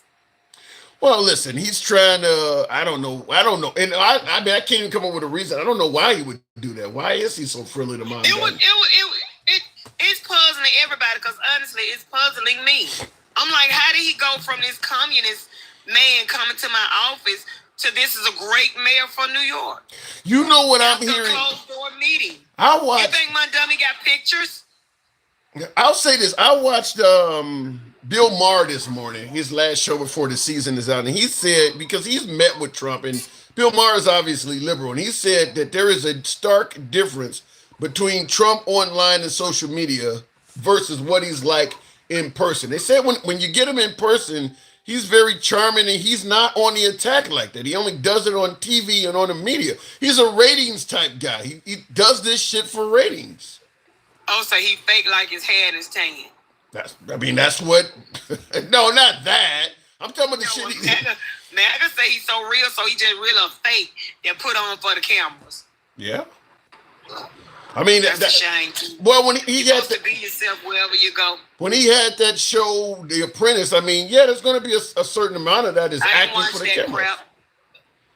I didn't watch that crap, Tim. I didn't either, but I'm going to tell you, you can't fault the guy for doing what works. I mean, it's worked all his life, schmoozing and all. Not the way MAGA carry on, like he just the most realest person in the world. If he out here faking his personality, then that means he's not real. I'm not disagreeing with you. I'm just simply saying whether it's business deals, whether it's politics, that type of schmoozing has worked for him greatly.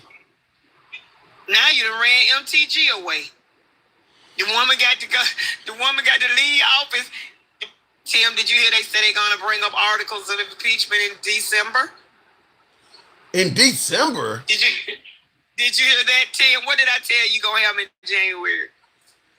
Wait. You saying the Republicans are going to be involved in this? No. Then it ain't going nowhere. No. Tim, the way them folk voted on them Epstein file, we really don't know what's going on up on that hill. And now that he has embraced Montgomery, who was going to be their platform for the midterms, we don't know what's finna go on. Let me get this clear. What you're saying, if the Democrats bring up articles of impeachment against Trump in Congress, obviously all the Democrats would likely vote for it. You think there would be enough Republican votes for it to pass? Yes. Really? Wow. Tim, how many Republicans voted to release those files? That ain't impeachment, though, Takesha. I'm asking a question. Well, everybody, except one person. When have you ever known it to be a unanimous vote for anything that these people have voted on lately? Well, I got one outlier. That would not have been a unanimous vote if Trump...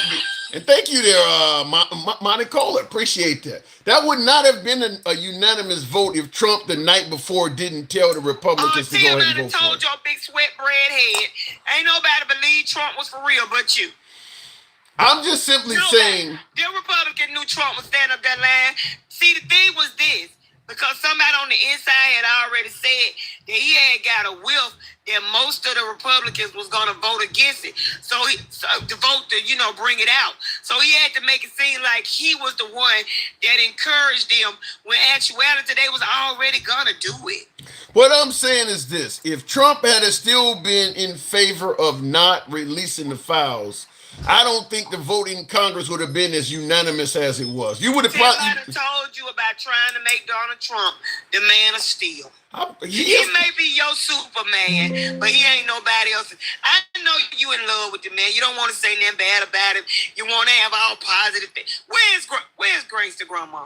I've already talked to her, and it was not good. You need to bring her back, because I'm sick of you. Yo, Evidently, you ain't learned nothing. No, wait, hold on. You see what's on my monitor? The man is untouchable. I'm not gonna say by who. He's untouchable. He'd have been touched, all right. He might not have been touched in the way you talking about, but he'd have been touched, and he has touched. Okay. Oh my God. The point I'm saying is, if Trump had have been against releasing the Epstein files, I still think you would have had enough votes to do it in Congress, but nowhere near to the number that happened. I think everybody voted because. I'm finna tell you why I disagree with you. Mike Johnson wanted the Senate Republicans to put in the amendments for this bill. Okay. They didn't put in not one.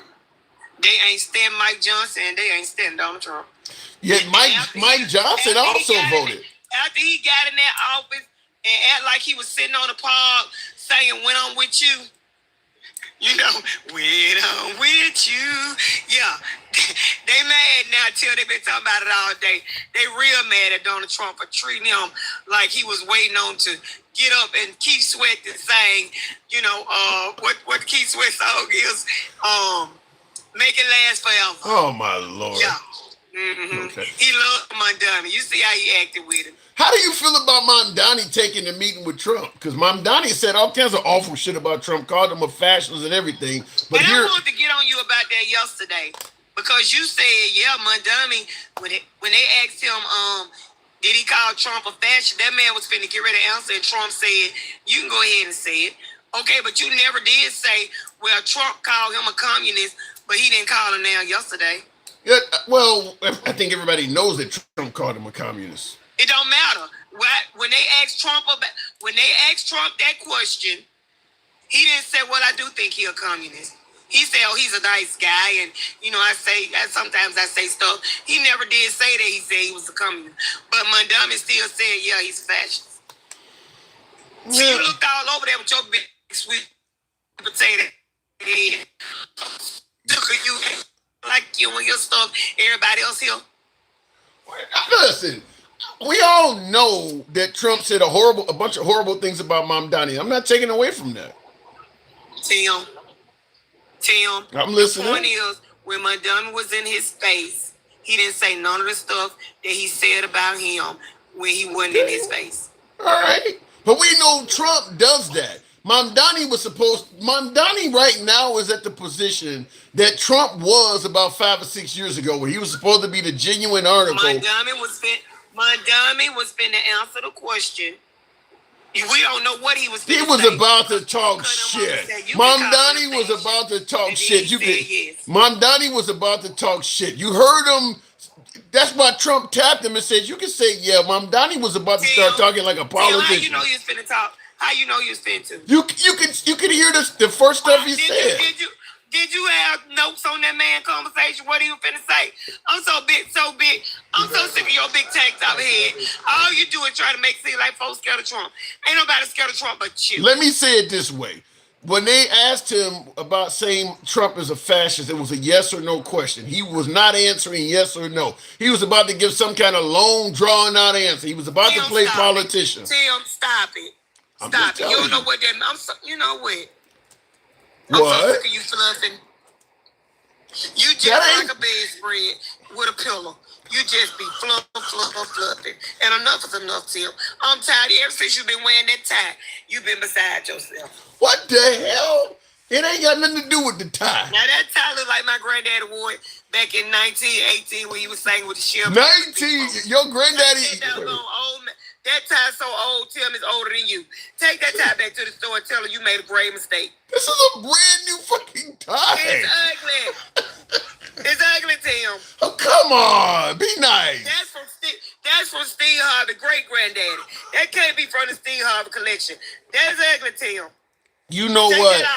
You know, ever since I've been hosting this motherfucking program, people been complaining about what the fuck I wear. Even when I come in formal, now the tie's from 1918, huh? Take that ugly ass tie off, Tim. And you don't you wear it no more. How about this? I'll hide it with something that's a little bit more. I don't care nothing about that hat. How you go? Does that look better? Yeah, I'll put that in front. That way you should feel a little bit better.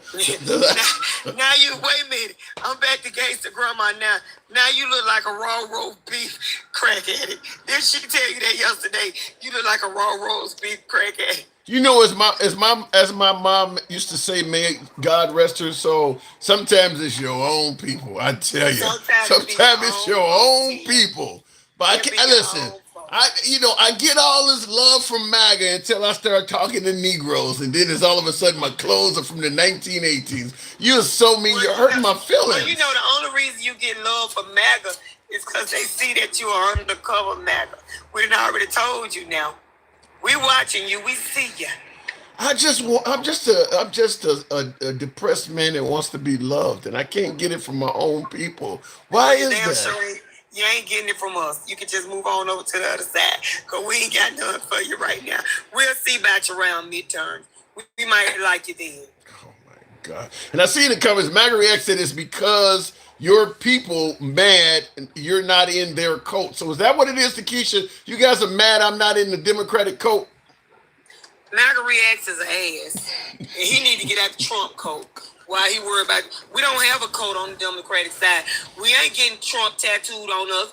We ain't flying Democrat flags. We didn't fly Biden flags. We didn't buy Biden hats. We didn't do none of that crap. That's them. See, Tim, because get what my name is, Takesha Boyd. Get what his name is, MAGA. React. They can't even be their own person. Because they got to be identified as MAGA. So if they ain't got Trump in their name, they got MAGA in their name. Now, he needs to hush something about a coat when you can't even go by your real identity and you got to put MAGA in your name. Bless your heart. Oh, my God. Who in the coat, Tim? You didn't have to hit it that hard. God damn. Who in the coat, Tim? When you got to put MAGA in your name, you in the coat. You didn't have to hit it that hard, okay? We playing catch, not home run derby. Goddamn. Anyway, and a home run. I'm good. Yeah. All right, Takesha. Nobody does it like you. I gotta move it on. You're making me feel. All right, friend. You're giving me a complex. You know that? I'm sorry. That's a nice tie. You should buy 3 more.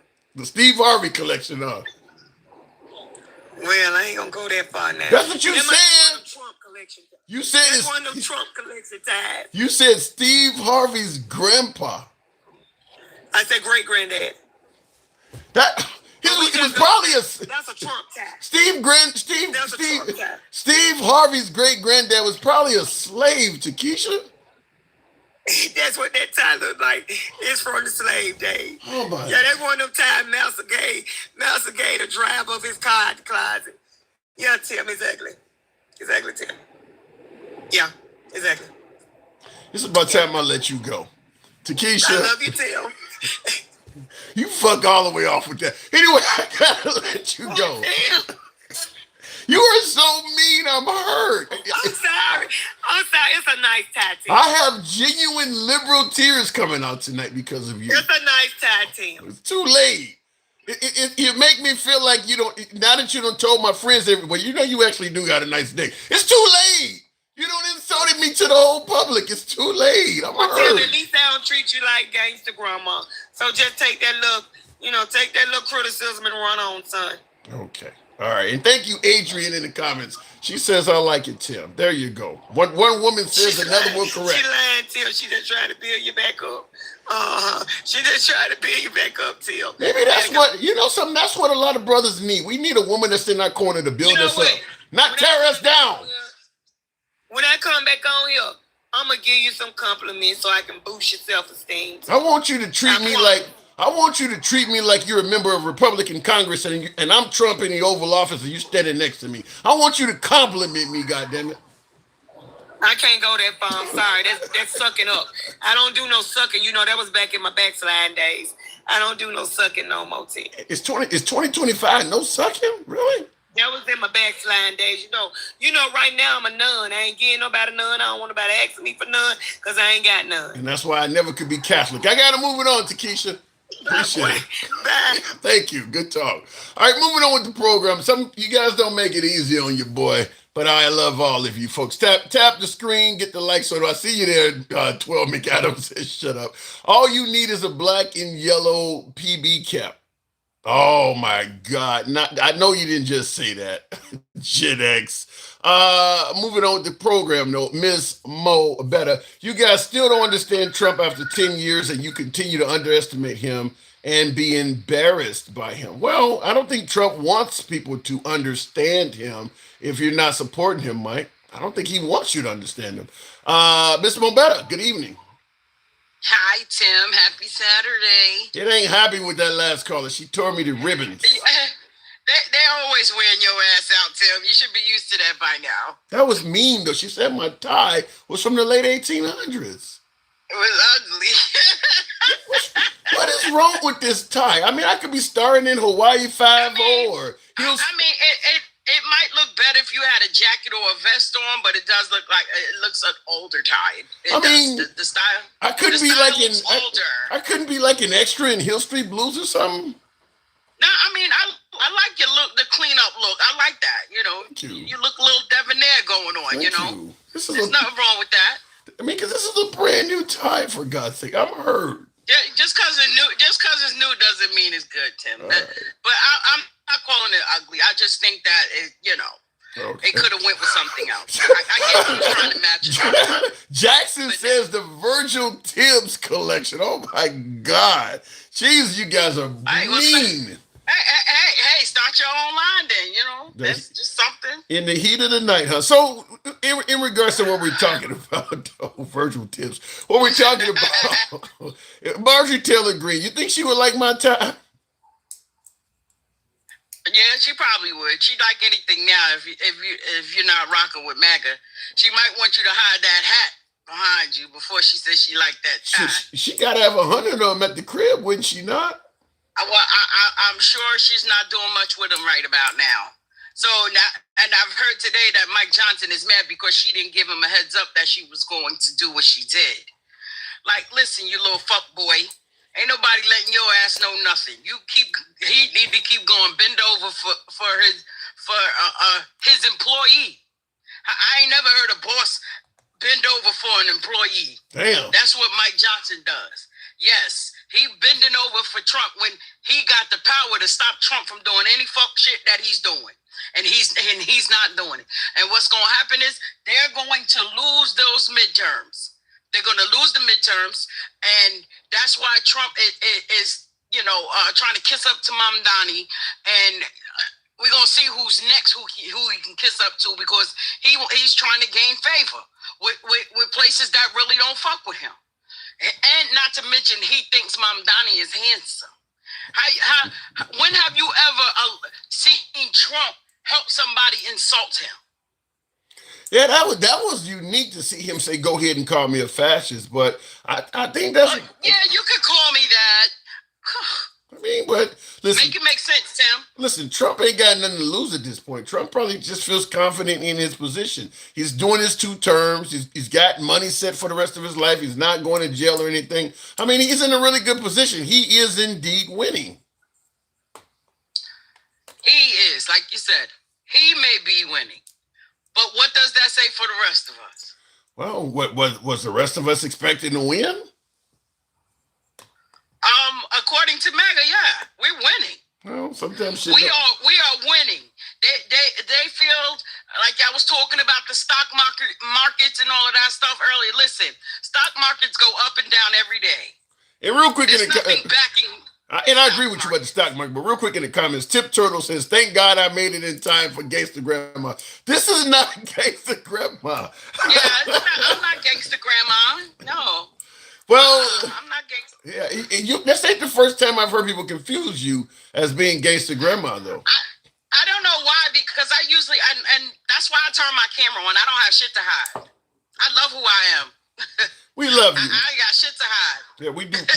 Yeah. Well, but I mean, maybe the speech. Sometimes I'll get reckless sometimes when I have to, but that's only when they push that button.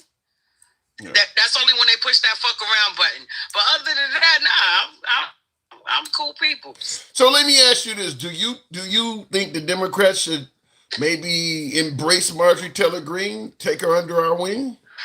Now, see, here's the thing, Tim. What she did, where she fucked up at, and ain't nobody really gonna support her, she shouldn't have voted for that big beautiful bill. That's why the Democrats ain't really gonna fuck with her. They're not gonna trust her. She had the power to vote against that shit, and she still did it. Yeah. And that's so now, because she feels shit is not going her way, now I'm going to throw them under the bus. You can't trust people like that. Like I told you before, when your friend becomes your foe, all your secrets the world to know. And that's what I said also earlier when one of my guests said that Marjorie Taylor Greene would probably come back in politics as an independent or something. And I stated that there's just too much tying her to President Trump. Either you going to support Trump if you're running for, either you're going to embrace Trump, because you're not going to have the history Marjorie Taylor Greene has, supporting Trump and somehow be able to shake that. Your adversary is going to use that against you. There's way too many photos of you guys together, and I mean, you voted with him like 97% of the time. Many times. Yeah. But see, what's going to happen now is the Republicans that are MAGA are going to keep coming at her. They're going to try to discredit her in any way, shape, form, or fashion that they can. You know what I'm saying? Because they know she knows a lot of shit. Even as far as insider trading and shit, because she benefited from it. Clue in the comments is saying that Marjorie Taylor Greene admitted she didn't read the big beautiful bill. Wow. But she still voted for it. Yeah. She still voted for it. So what does that say? that doesn't paint her in a good light. I mean, not only did you vote for some bad shit, now you're admitting you vote for stuff without even checking to see what it is. I mean, so yeah, that ain't gonna help. That makes it look worse. Did you watch her 10-minute video? Did you watch her video? I watched most of it. I've actually played some of it on here. I got it queued up. I haven't watched the whole thing. I watched about 6 minutes of it before I came on live, but she took swings. She took swings at Trump, protecting pedophiles and all that came up. I mean, she said she's not going to... Go ahead. That's why CK is not alive. That was a whole inside job. As soon as he started questioning them Epstein files and shit like that, that's when they was going for his head. You really believe CK was an inside job? Absolutely. This is bigger than John Coffey. Not the radical. You don't think CK was a victim of the radical left? Absolutely not. The left had nothing to do with that. So, but see, people don't really listen and pay attention to they don't read the room, so to speak. If you understand what that means, they're not reading the room. It's easy to blame the left, and the people that took him out know that. They're gonna blame the radical left. Who was out there that was from the left? The kid that they got locked up for that shit, they didn't catch that kid with nothing. Yeah. Not even any residue on his hands. Well, and we don't. They caught him with absolutely nothing. How much do you hear about that? How much do you hear about that case right now? You don't hear anything about it at nothing. all. Crickets. So they just at all. So you're saying that they may have because they know it wasn't him. So you're saying they just may have taken out an innocent victim. I mean, because he is in jail, I would assume, right? So they just painted it on the innocent victim. He's just sitting there. He's sitting there chilling. Yep, he's sitting there chilling. And we'll see if that's federal. If they're holding him federally, there's no statute of limitations. So they can hold him as long as they feel like it until they feel they can build a case. So that's the difference between state and federal. With the state, you have a certain amount of days to indict somebody before you have to let them go. But why wouldn't his family being charged federally or in the Swiss state? Yeah, but Ms. Mobetta, why wouldn't if he's wrongfully being made a scapegoat and for something that could come with the death penalty, because they're talking about you in Utah, they can execute you for that. Why wouldn't his family speak out and say that our son did not do this? You don't hear them saying nothing either. No, because they dangling money in their dumbass faces. They was dangling money in those people's face. Those people was receiving money. Listen, your mom's to set that ass up if she properly gassed out. Okay, let's say he did it. Now they gonna have to prove it. That's a hell of a conspiracy you throwing. So you're saying that not only did he not do it, not only are they pinning it on the innocent guy, but you're also saying the innocent guy's family is being paid off to let them throw him under the bus. That's a lot. Yeah. So you're going to take some of that money and spend it on his lawyer fees. It's a win-win for them. You might have to sit down for a little while, but you're going to have to take this one for the team. I mean, I'm hearing that he actually sent letters and stuff to his transgender roommate talking about go get the gun and all of that stuff. I mean, all that shit is bullshit. They got that shit from Chat GPT some goddamn where. That shit was a straight bullshit because first of all, he said he's not homosexual. So I don't even know even if he had a homosexual roommate, they were not lovers. well, So wait a minute, that was not true. Now you say he said he's not homosexual. I know this is what me and Gangsta Grandma was going back and forth on, but a lot of people believe that if a straight man is dating and intimate with a transgender woman, that does not make him gay. You can still be straight because they believe that that transgender woman is a woman. So if for instance, I'm a straight man, if my partner, let me ask you, me a straight man, if my partner is a transgender woman, does that mean I'm not straight in your opinion? Yeah, you're gay. Listen, you're gay, and there's nothing wrong with that. That's what it is. That's what it is. Yeah, how you identify is just that's something different. That's a whole different conversation. However, if you're gay, I've had a lot of. I would address your partner as a female, call her she because that's how she identifies. However, technically she's still a man. That does make you gay. Okay, I've had a lot of folks say that if a man is dating a transgender woman, that does not make him gay. I've had a lot of people tell, all liberals, of course, but I've had a lot of liberals say that if you're a man and you're dating a transgender woman, that does not make you gay. Well, if that's what they believe, hey, have at it. Yeah. I ain't nothing I could do to change that. You know what I'm saying? Fair enough. Yeah, listen. I got a violation for saying GAY. I'm seeing it too over here. It's telling me about you. They don't like you, so. They always come. They always say I be saying I'm gonna start talking in pig Latin. Maybe they'll leave me the fuck alone. You know how the program is ran. You know how the program is ran. So at the end of the day, yeah. But I wonder. Thank you, big dog. Go ahead, big dog. I want to ask you a question. What do you feel? What do you feel? How do you feel about the Department of Education declassifying profession? Meaning they're changing. They're saying nurses. I think that could lead to the dumbing. Social workers, physical therapists.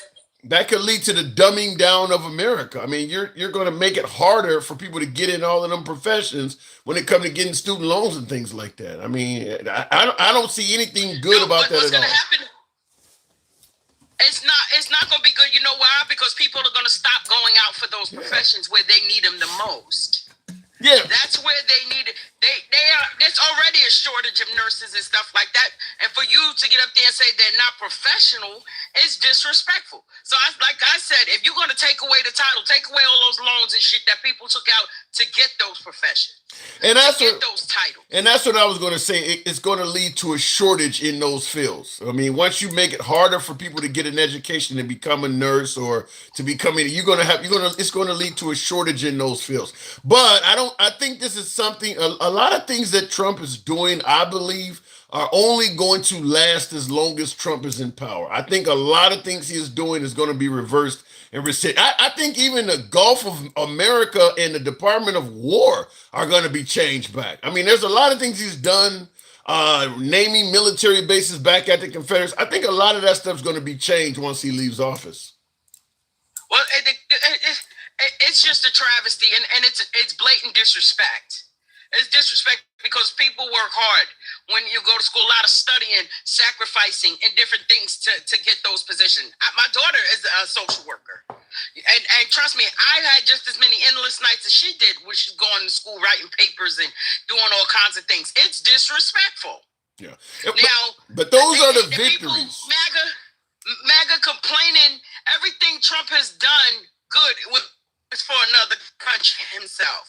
$40 billion to Argentina. He's talking about bringing companies back here. He's building over in Saudi Arabia. Why is he not building here if that's the case? But those are the victories. When people say that Trump is winning, and by the way, Cynthia, I saw your comment. The answer is no. That is where Trump is winning. Like I said, renaming military bases. This is the stuff that MAGA sees as victories. Renaming the Gulf of America, Gulf of Mexico to Gulf of. They like that kind of stuff because it pisses off the liberals. Now, as I mentioned earlier in the program, it doesn't change their lives for the better.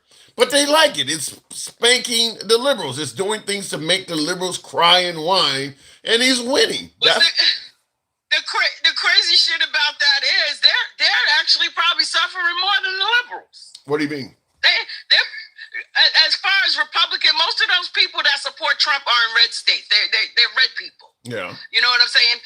And you're gloating because Trump is up there acting like a 5-year-old child, name calling and shit like that. But he's picking their pockets at the same goddamn time. He's picking the shit out of their pockets.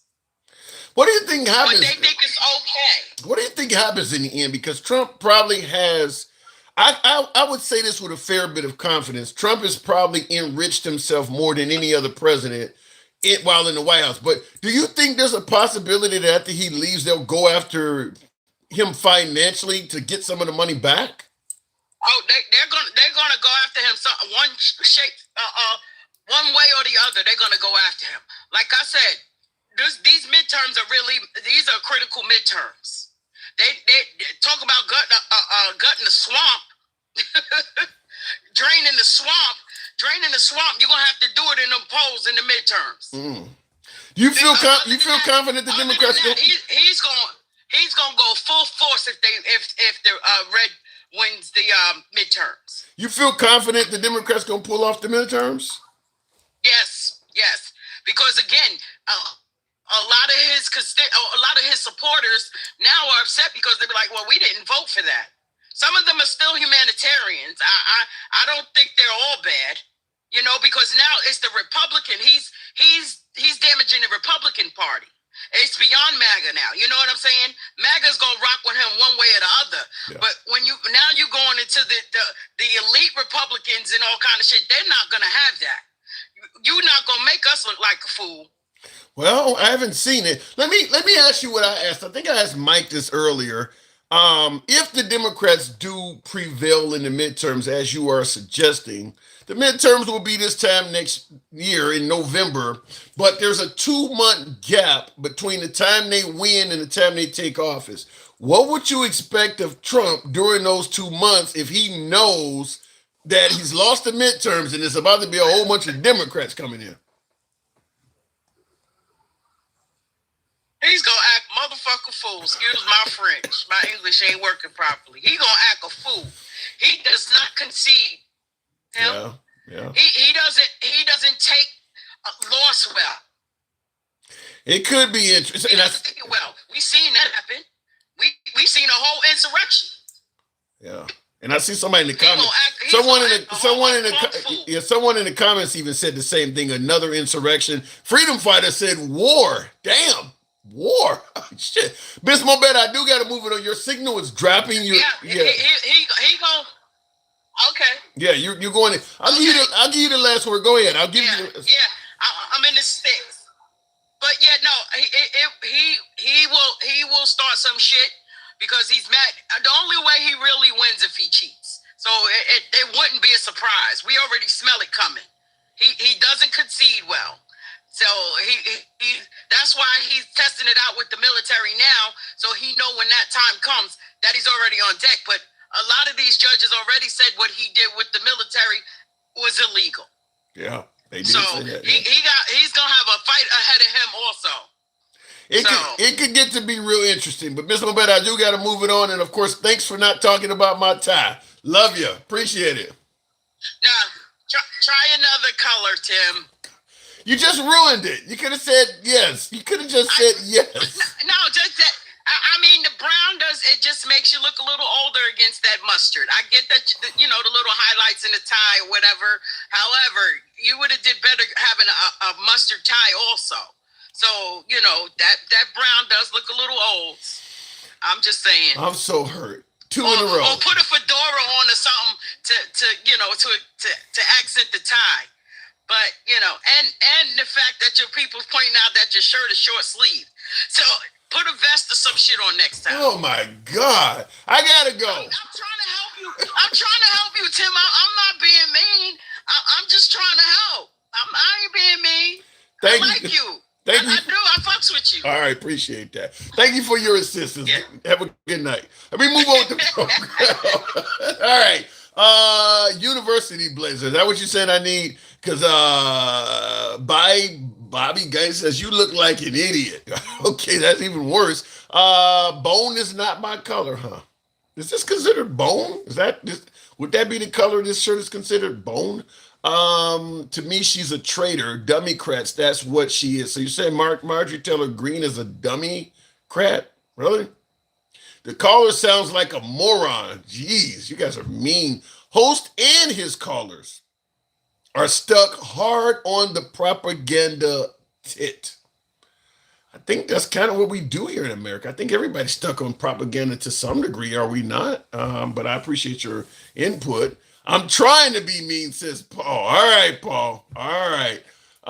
Real quick, looking in the comments, judges are assigned at random. Okay. After this, Trump is going to have to move into his ran-down casino in Atlantic City. Trump is going to be a wealthy man no matter what. I mean, the guy's in his 80s. He'll be in his 80s by the time this is over with. I mean, I don't know. I don't know about Trump paying any huge price as many would suggest. I think you might be hoping and wishing for a bit much, but let's keep it moving. Good evening, Andy. Welcome to the program. Hello. Hey. So, Marjorie Taylor Greene, should the Democrats embrace her? Nah, she'll be all right. But what about the notion that she might know where the bodies are buried and have valuable information? So do other people. And once you turn, if she turned on them, she'll turn on us. Why are you trying to let a snake in the pit, huh? Well, she didn't turn on them. They turned on her. She was the Jewish. No, she started turning on him. She knew he didn't want that pushed about the documents and the files, and she kept pushing. So, no, she did. She knew what the assignment was for the Republican Party. Keep this shit quiet at all costs. And apparently she didn't understand the assignment, and they're letting her go. You really see... I don't trust her at all. But that's not what I came to talk to you about. Okay, that's fine. But you really see what Marjorie Taylor Greene is. You think that she turned on them? Yeah. Like, I don't... Give me what you got. We disagree, but give me what you came for. So, the Saudis, there's a phone call, and Vindman is pushing that this phone call between Donald Trump and Khashoggi be released. And according to him, it is more detrimental than the one that got his ass impeached. Donald Trump and the late Khashoggi, the one they hacked to pieces? No, with the prince after Khashoggi. The one that had him hacked to pieces. Mm-hmm. What do you think? So I really want to see what's in that phone call. Who was saying that this phone call is damning? Vindman. Really? Wow. And he heard it. He just can't say what was on it because if he does, it's classified. They'll put him in jail. So he is pushing. Well, shit. If he's saying it's that damning, to me already, hasn't he said enough to be? I mean, he didn't release what's on there, but he's already saying it to me. He should already. Well, he didn't give us any classified information. Since he learned it as classified information, as long as he doesn't spill said class. I mean, he said the classified information is bad, it's damning, but as long as he don't say what it is, he's still safe. Mike in the comments says, how convenient, he can say whatever he wants and no one can back that up because it's classified. It could just be making up a bunch of bullshit is what Mike is saying. Yeah, but he's pushing to have it released. So, I don't think everybody's as dumb as Donald Trump. We're pushing for shit that don't exist to be released, or pushing for shit that is damning to oneself to be released. Like, come on now. I know the Republican Party gets lied to all the damn time, but can they wake up and realize that occasionally those lies are to them and not at us? Like, they're very confusing to me. Well, it's not confusing to me. I'll tell you why. Because even though many on the right know that Trump is not always honest and things of that nature, Andy, they believe that Democrats are going to destroy the whole fucking country. They believe that the Democrats Well, want I'm sorry socialism. that Fox News has brainwashed them into something that's not realistic. See, here is the problem, Tim. You keep pushing their bullshit that ain't realistic. And I'm starting to worry about you. What do you mean pushing their Because you seem bullshit? to think that, like, sniffing hair wasn't ever a thing before Republicans brought that shit up. That was never a crime we went around and accused the people of. Little things that they've made into nasty things that, like, were never detrimental before. And all of a sudden, everybody's a liar and all women are pieces of shit. That is what they walk around saying constantly. So I'm sorry. Fox News has addled their little brains. And not to mention, Tim, you do know that there's a study called Red Brain, Blue Brain, right? No, I don't. What do you And get? it indicates that people with blue brains have more gray matter. We actually think. People with red brains, in this study, they found out, have a larger fear center. Mm. I mean, I've never heard this study. I'm not disagreeing with it. And it fits because they watch Fox News that constantly is scaring them. And on top of that, that's hit by a hit of dopamine. That constant fear, being angry at people, but not being angry at, the people that are giving you the news, that gives you a hit of dopamine. You go back every day to get that rush. Yeah, I heard somebody say, and say to us Democrats, they're nonsense like it's real. Are you okay, Tim? what are you talking about? Are you all right? Okay, hold on. Are you starting to buy into their bullshit? Like, come on. I know you have got a brain. So when you say some of these things, pushing back on us, I surely think that you must be slipping. No, there's no slipping here. This is high friction. This is a high friction zone. What I often say is, and we're gonna trust the woman that told us they were like fucking Jewish space lasers. We're not. She didn't say that. Andy, that is just like Trump using bleach. It was never said. That is a Democrat lie. She never said Jewish space lasers in real life. That never came out of her mouth or on any social media account. She didn't say that. How much other wild, crazy shit has she said, though? I mean, she said some things we don't agree with, obviously, but she didn't say that. I just don't think anybody has a turn of heart that quick and jumps on board with anybody else. I don't. Like, hey, they can have her. She was theirs. Let her keep her. Yeah, but I mean, if she's willing to give out information that might hurt the Republican Party, should the Democrats at least listen to it? There's plenty of that laying around. All they got to do is expose it. Yeah, but it's not like he covered that shit up. Like, let's be honest, they're covering up for themselves. Like, there's no way. Like, well, but the point. But Marjorie Taylor, if you hear something that the Republican Party did that's wrong or illegal, it's one thing to hear some liberal or CNN or MS Now saying that, but hearing it come from Marjorie Taylor Greene would have a lot more credibility because she was an insider. Yeah, I thought that too about General Kelly, who was in Donald Trump's cabinet, about the suckers and losers, but they didn't believe him either. So I don't know, like, she's not him. Yeah, but she has no real power.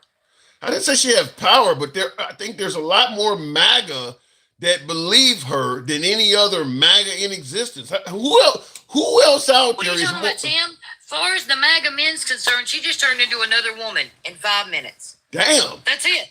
What are you talking about? They don't have respect for women. They don't care about her.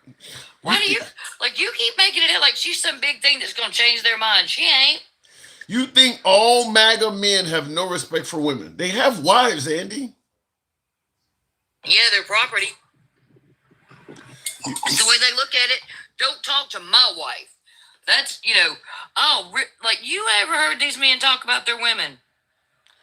I mean, listen, I know some brothers that talk about women and call them bitches and hoes. Look at Takesha. Takesha agrees with me. She knows.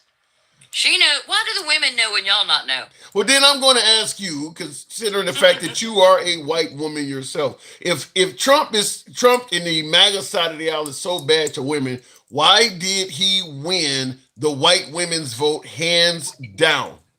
Well, he didn't win it hands down because it was only like 52%, so it was a little bit over half. And let's be honest, 80% of those women are in the fucking church.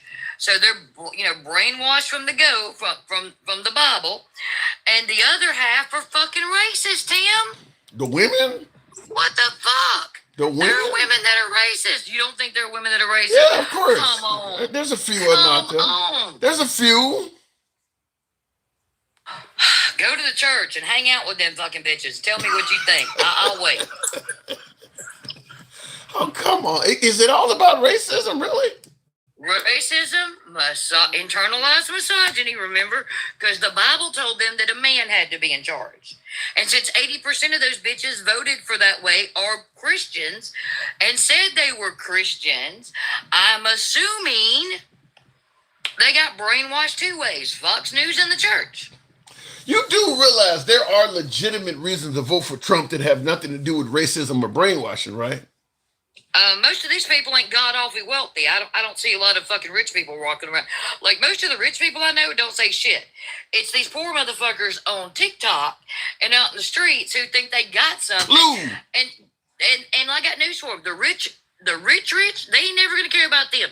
As far as they're concerned, those poor MAGA trash are, you know, equal to us. So I don't know why they think they're special. Those rich people don't think they're special. Well, I mean, Trump still has a lot of adoration and support. Considering how you're talking about him, I mean, there's a lot of people that support Trump. Why is his approval rating lower than J6? Than after J6? Well, because he's probably lost most of the Hispanic vote, the tariffs, farmers are not happy. I mean, there's a lot of people that are not happy right now. Mm-hmm. So, I mean, but and now we got this call coming up that's going to be between him and the prince about Khashoggi. Like, the man cannot stop. He is just a diarrhea of information. And now Europe is looking at us like we've lost our mind because they said that is no that deal. There's no way they agree with that. That deal was essentially just give Russia what they want. So, and not only that, like, they're like, we thought Trump had learned better not to kiss Putin's ass. Like, the whole world knows Trump's a Russian asset except MAGA. What do you think is going on there? Why is he so pro-Russia? I mean, he's been that way since he became president. What do you think is going on there? He's always been that way since the 80s. There has to be a reason. Well, let's see. Deutsche Bank gave him money when nobody else would. I think that's got a lot to do with it. Deutsche Bank lined his pockets. When American banks said what I said, I wouldn't rent in my fucking house with 6 bankruptcies. And that's why we tell MAGA all the time, I don't care. If you got that many bankruptcies, nobody wants to do business with you. He had to go out of the country and find a dictator to do business with. That's why we say he's a crappy fucking businessman. Because if the only people that want to give you money is a Russian dictator. And then look, you also got to remember that all of the banks, Landmark and Deutsche Bank, are tied to Jeffrey Epstein. Yeah, Jeffrey Epstein's money. That's where, if you want to get to the bottom of that, they need to follow the money, because Jeffrey Epstein had no reason to be as wealthy and powerful as he was unless he was handing out something that they couldn't get nowhere else. But in the comments, Wielding Junkie says, no, we voted for Trump because Biden was brain dead and Kamala was even worse. So understand that. That's made up bullshit, though, because we know now that 28 doctors wrote a book called A Danger to Warn about Donald Trump and his Alzheimer's. His niece currently is screaming at the top of her lungs, this is just what his daddy looked like. MAGA don't pay attention. I think the problem, though, is unlike Biden, he can't even walk anymore. He's sundown and so bad. Start paying attention to how much they have to guide him. He don't walk by himself anymore. Somebody's always walking with him, leading him in a straight line. He's always leaning over on his feet. He's worse at night when you interview him than in the morning. Like, they can sit there and say what they want to about Joe Biden, but realistically, when it came down to it, Joe Biden got more fucking accomplished in 4 years than the last 5 Republican presidents combined. I don't know, because with all of that being said, other than Republicans starting wars and causing us to go into financial crashes, I don't see how Republicans have a leg to stand on talking about Joe Biden. He ain't perfect. Nobody is. I'm not saying he's perfect, but... And Kamala Harris is a fucking prosecutor who has more political experience and more education than most of the Republican Party as well. Bro. That's just nonsense. It's misogyny, racism, and fucking just plain stupidity. People that ask those kind of questions. Well, Kamala I feel Harris, sorry for him. Kamala Harris, I mean, she has the resume, but she was a bad candidate, though, Andy. She was. No, she wasn't. She served in the legislative. She served, like, I don't know what y'all got against this woman. Misogyny must run fucking deep. This ain't y'all. misogyny. Because this woman had more experience than Donald. And she wasn't dumb either. At least when the fucking economists looked at her plan, they said net positive. They didn't look at it and go, yeah, that tariff shit ain't going to work. Okay, the point I'm making. Your comments want to know why, Okay, Tim. okay. Well, let me answer the question then. Let me answer the Why are you question being then. misogynistic? Okay, well, let me answer the question. The reason when I say she's a bad candidate, the first thing you do is go to her resume. You start talking about what she's qualified. I don't have a problem with her resume. Just because you got a good resume don't mean you're going to interview well. And when you're running for office, you're doing a series of interviews. We know your resume. Her resume was well known, but can you? So you're saying she's a bad candidate because she only had 90 days to run, and unlike Donald Trump, who had literally been running since the end of his term, and he only won by 1.4%. Yes, she's a horrible candidate, Tim. She almost waxed him, and she's been running for 90 days. None of that explains why when they would ask you, what would you do different from Biden, and you say nothing. That's a terrible answer. She did not have enough time to actually go out there. She had 90 days. Trump had 4 years. You don't think 4 years, because you don't think he gaffed things and had to come on. And look, your comments are telling you that's bullshit. You pissed the women off. Go, good for you, Tim. Just make the rest of the I'm not pissing them off on YouTube. Another day like you did yesterday. I'm not pissing them off on YouTube. I'm not pissing them off on YouTube. Some of my platforms lean left, some lean right. But I'm telling you, you're just full of shit. You know, you and I disagree on this. If you think that a woman who had 90 days to run is going to do as well as a man that had 4 years, and she only lost by 1.4%, and you think she's a bad candidate, I want to know what's wrong with you. Okay, I've made my point clear. You just don't buy. You don't agree with it. It's bullshit. I don't. 90 days. You're not going to give me 90 days. Comment? 90 days is a bullshit reason for why you don't know anything you're going to do different than this guy. You should be ready for that question. On The View, you can answer that. You're on The View and you can't answer that question. That's bullshit. She was a bad candidate. No, Tim, you were up here being misogynistic as hell. The comments see it. They're like, Tim is MAGA. Like, they're all over you today. Y'all tell him what she's right, Tim. Oh, Tim, that's gotta hurt. It doesn't hurt at all. They think my shirt is from the 1800s. They don't know what they're talking about. Wrong occasionally, Tim, because you are. It's okay. See, at least I could own when I was wrong and said that I made a mistake in underestimating how misogynistic and racist this country was. But that was the only thing I've been wrong about. Okay, well, but you, sir, you're wrong this time. You're wrong right now. And saying this misogynistic shit, and then wonder why the women come up here and say and are brutal to you. I don't know. Okay, so let Jim take another man so that he can have a good conversation. How the hell is saying that she's a bad candidate equal to misogyny? Because you're not taking into account the fact he had 4 years to run and she had 90 days. The fact that she didn't know, she didn't get a plan for it. She was kind of tossed out there because Joe fucked up, and Joe did fuck up there. And I'll admit that. But see, there is the difference. Her not having enough time and not knowing what was going down and then jumping in and only losing by 1.4%, that makes her a hell of a candidate. And Philip says, fucking hell of a candidate. Phillips in the comments says, and he couldn't wax her. Philip, hold on, hang on, let me get in here a little bit. Philip says Kamala's problem was she stayed behind Biden. She didn't even tell the truth on his cognitive abilities. I'll give you the last word. I got to move it on, but she was a bad candidate. Go ahead. Nobody in the Republic's telling the truth about Donald Trump's cognitive abilities, including his fucking voters. That may be true. Miss me with that. That may be true. Enough of that, because we all know Donald Trump is fucking sundown and hard. And y'all can say what you want to about Kamala, but for a woman who ran for 90 days and only lost by 1.4%, a percentile, I'd say she's a fucking awesome candidate. Good for her. And for all you men kicking her down the road, I'd like to see you do it. All right. Andy, appreciate you coming on. Thank you. And listen, I understand I'm going to continue to get torn down for saying that Kamala Harris is a bad candidate. I voted for her.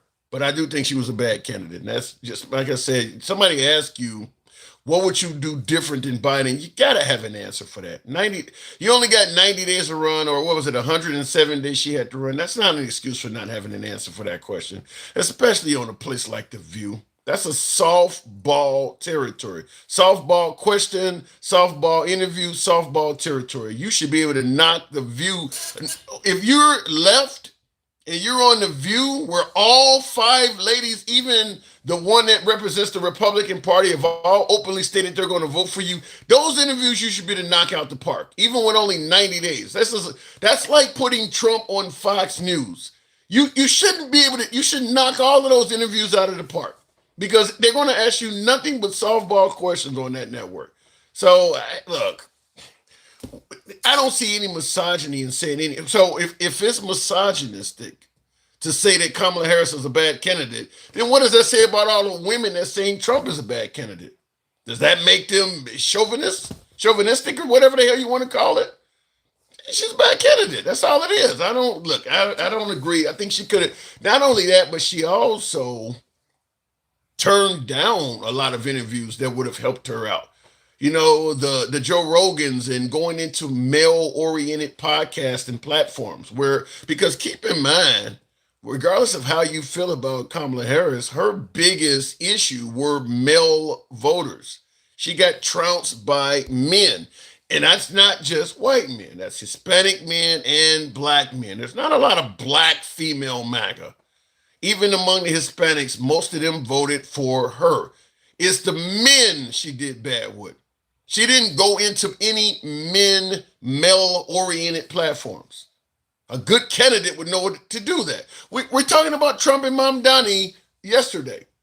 That's what we're talking about is Trump, say what you want about Trump, regardless if you hate him, regardless if you love him.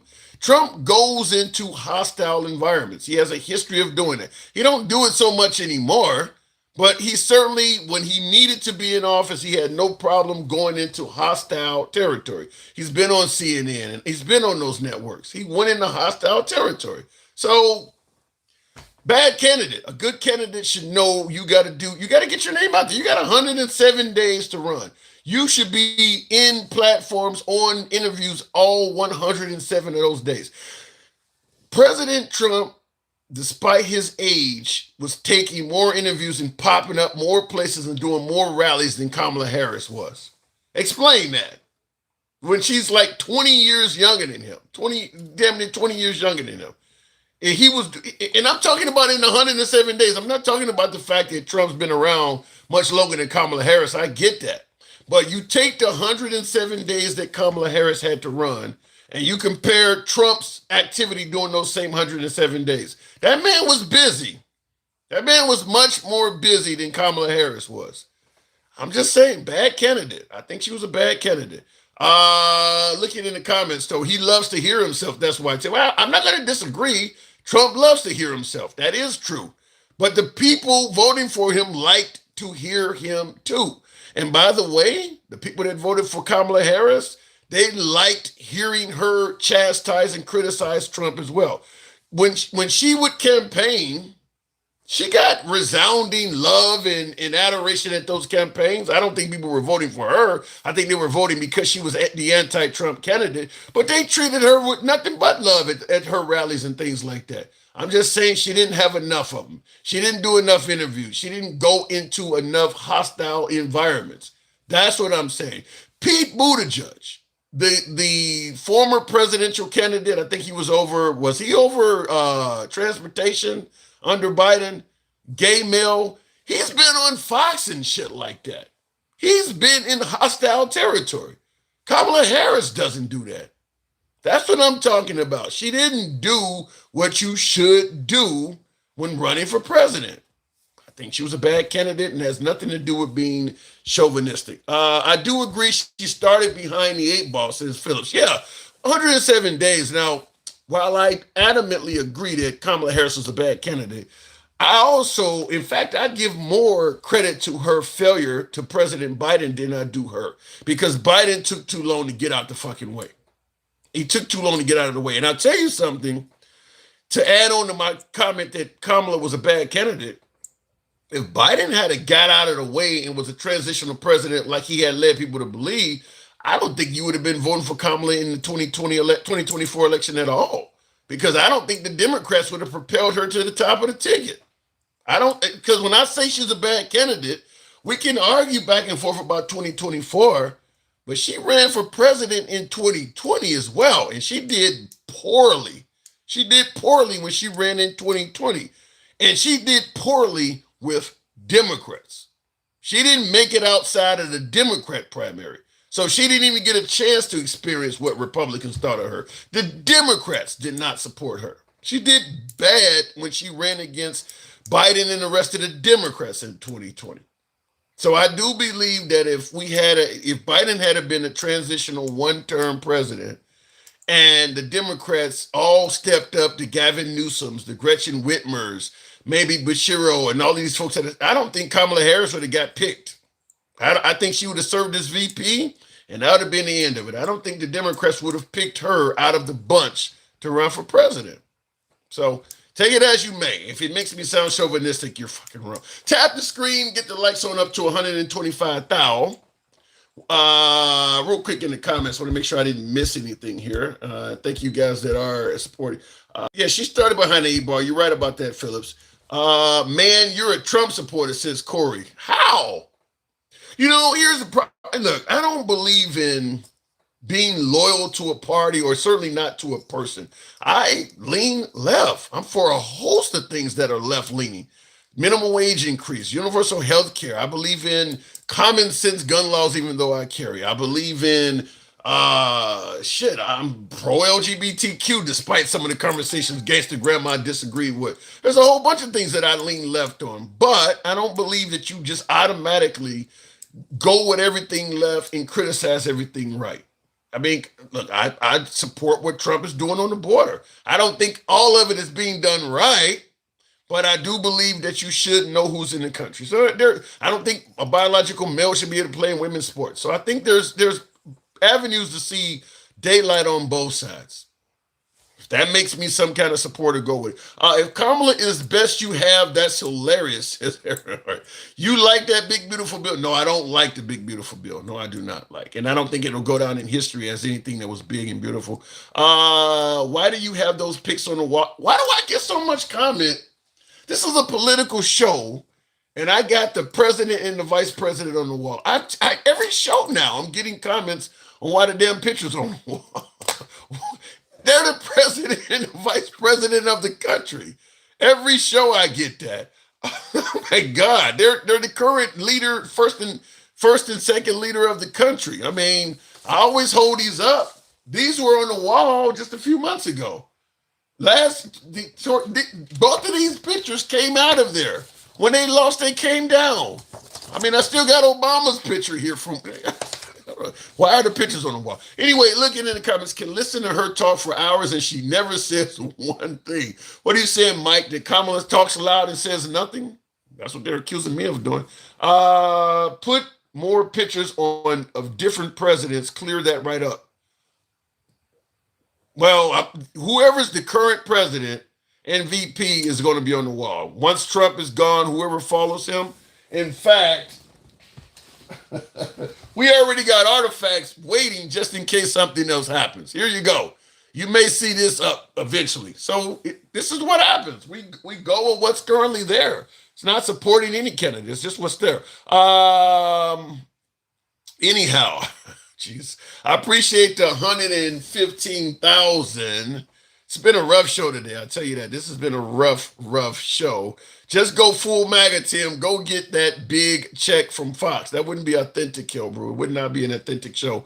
Good evening, great man, Tim. You are doing perfectly fine, and I love what you're doing with your tie and the shirts. Keep doing it. Hang tough, man. It's been rough, sticky fingers. Hang on. I'm being preempted by Trump, but it's been a rough show, man. It's been a rough show. People told me my tie looked like it came from the Steve Harvey's great-great-great-grandfather collection. After even acknowledging that Steve Harvey's ancestors were probably slaves at that point. These people have been really rough on your host. It's been a rough day. I didn't get a lot of you folks tapping the screen, or better yet, helping your boy out with the TikTok cap go. Some of you did, But it's been a rough day. It's been a rough day. Harris wasn't a bad candidate. The problem was she had Biden's campaign staff. Well, like I said, I think that Harris was a bad. I think she didn't campaign well, but I also believe that Biden, as I stated, was even more responsible for her losing because Biden would not accept that most of America on his side did not see him as capable of running a second term. He was like, fuck it, I'm gonna do it anyway.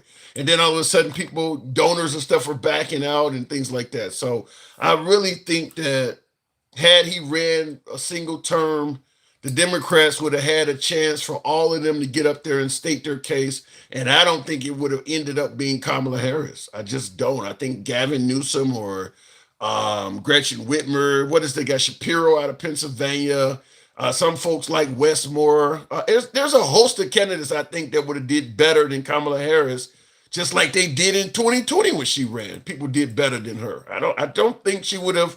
I think a lot of them would orate and answer questions better than she did. I actually think head to head, Tim Walsh would beat her. The person she picked for her running mate. If it was a group of Democrats running, I believe more folks would side with Tim Walsh than they would Kamala Harris. I actually believe Tim Walsh would supersede Kamala Harris if it came up to that. So that's my take on it. AOC is a lunatic. AOC is pretty successful. I don't say she's a lunatic. She leans left. You lean right. Thank you for your live platform, Adrian. Thank you very much. Alpha Spec says, woke up with your mom. That would be interesting, considering she's dead and cremated. I mean, I guess you like ash. I don't know. That's interesting, though. You woke up with a woman that was nothing but ashes, huh? Yikes. Never believe in orange face. Okay, fair enough. Thank you, Kel Brew. Appreciate that. Got your boy looking real good. I appreciate that. With y'all choices of selecting president because you don't know any dick better and this man here. I don't quite understand what you're saying there, Eric. What about Nikki Haley for president? They had a chance. Nikki Haley's slogan, what Nikki Haley said while running for president really holds a lot of weight. And that is, you cannot replace Democratic chaos with Republican chaos. That was her campaign slogan. Trump has lived up to that. These are chaotic times right now. Trump has absolutely lived up to that. Nikki Haley was absolutely right. I think if Nikki Haley had been president, you would have still got probably at least 70 to 80% of Trump's policies. And I think it would be less division in the country right now. The Democrats wouldn't like her. Obviously, she leans right, but she's not going to be far right. She would not have sent the National Guard to cities and shit like that. ICE and immigration would not be. I mean, look, she's not going to be a revenge president, all of that stuff. I think the country would have been far more united under Nikki Haley. I really do. What is this? Tim Walsh is a tampon. Look, that's just the insult story. Kamala Harris was the reason for creating new jobs, for giving other people chances to open up their own business. I didn't say she accomplished zero. I'm just simply saying she didn't run a good campaign. She was not a good campaigner. Kamala Harris was a chosen one that God put on a, what? Kamala Harris was a chosen one that God put for America to finally have a woman president.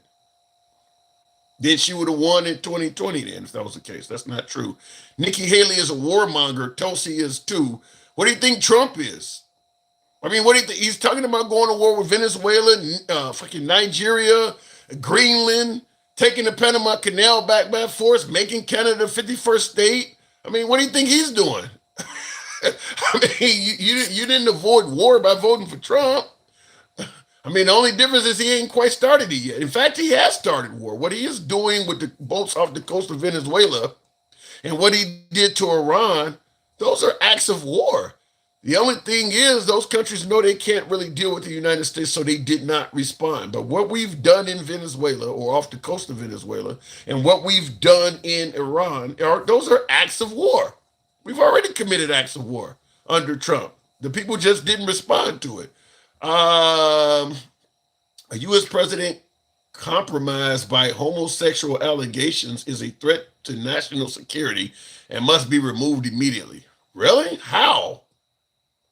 How are you compromised by, okay, if somebody says the president is a homosexual, that's enough to take him out of office?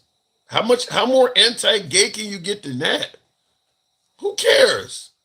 I mean, some of these people are compromised by sexual assault allegations and they're still serving. I think that's far worse than saying he slept with a dude that consented. They're talking about these dudes had kids, slept with kids that didn't consent.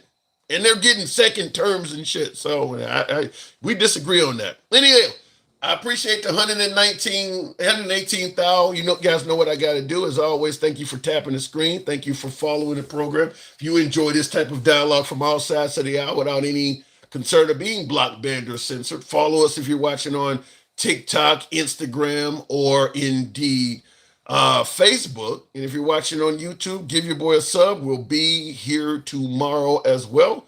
You guys take care. And of course, have a good night. See ya. Thank you folks on YouTube as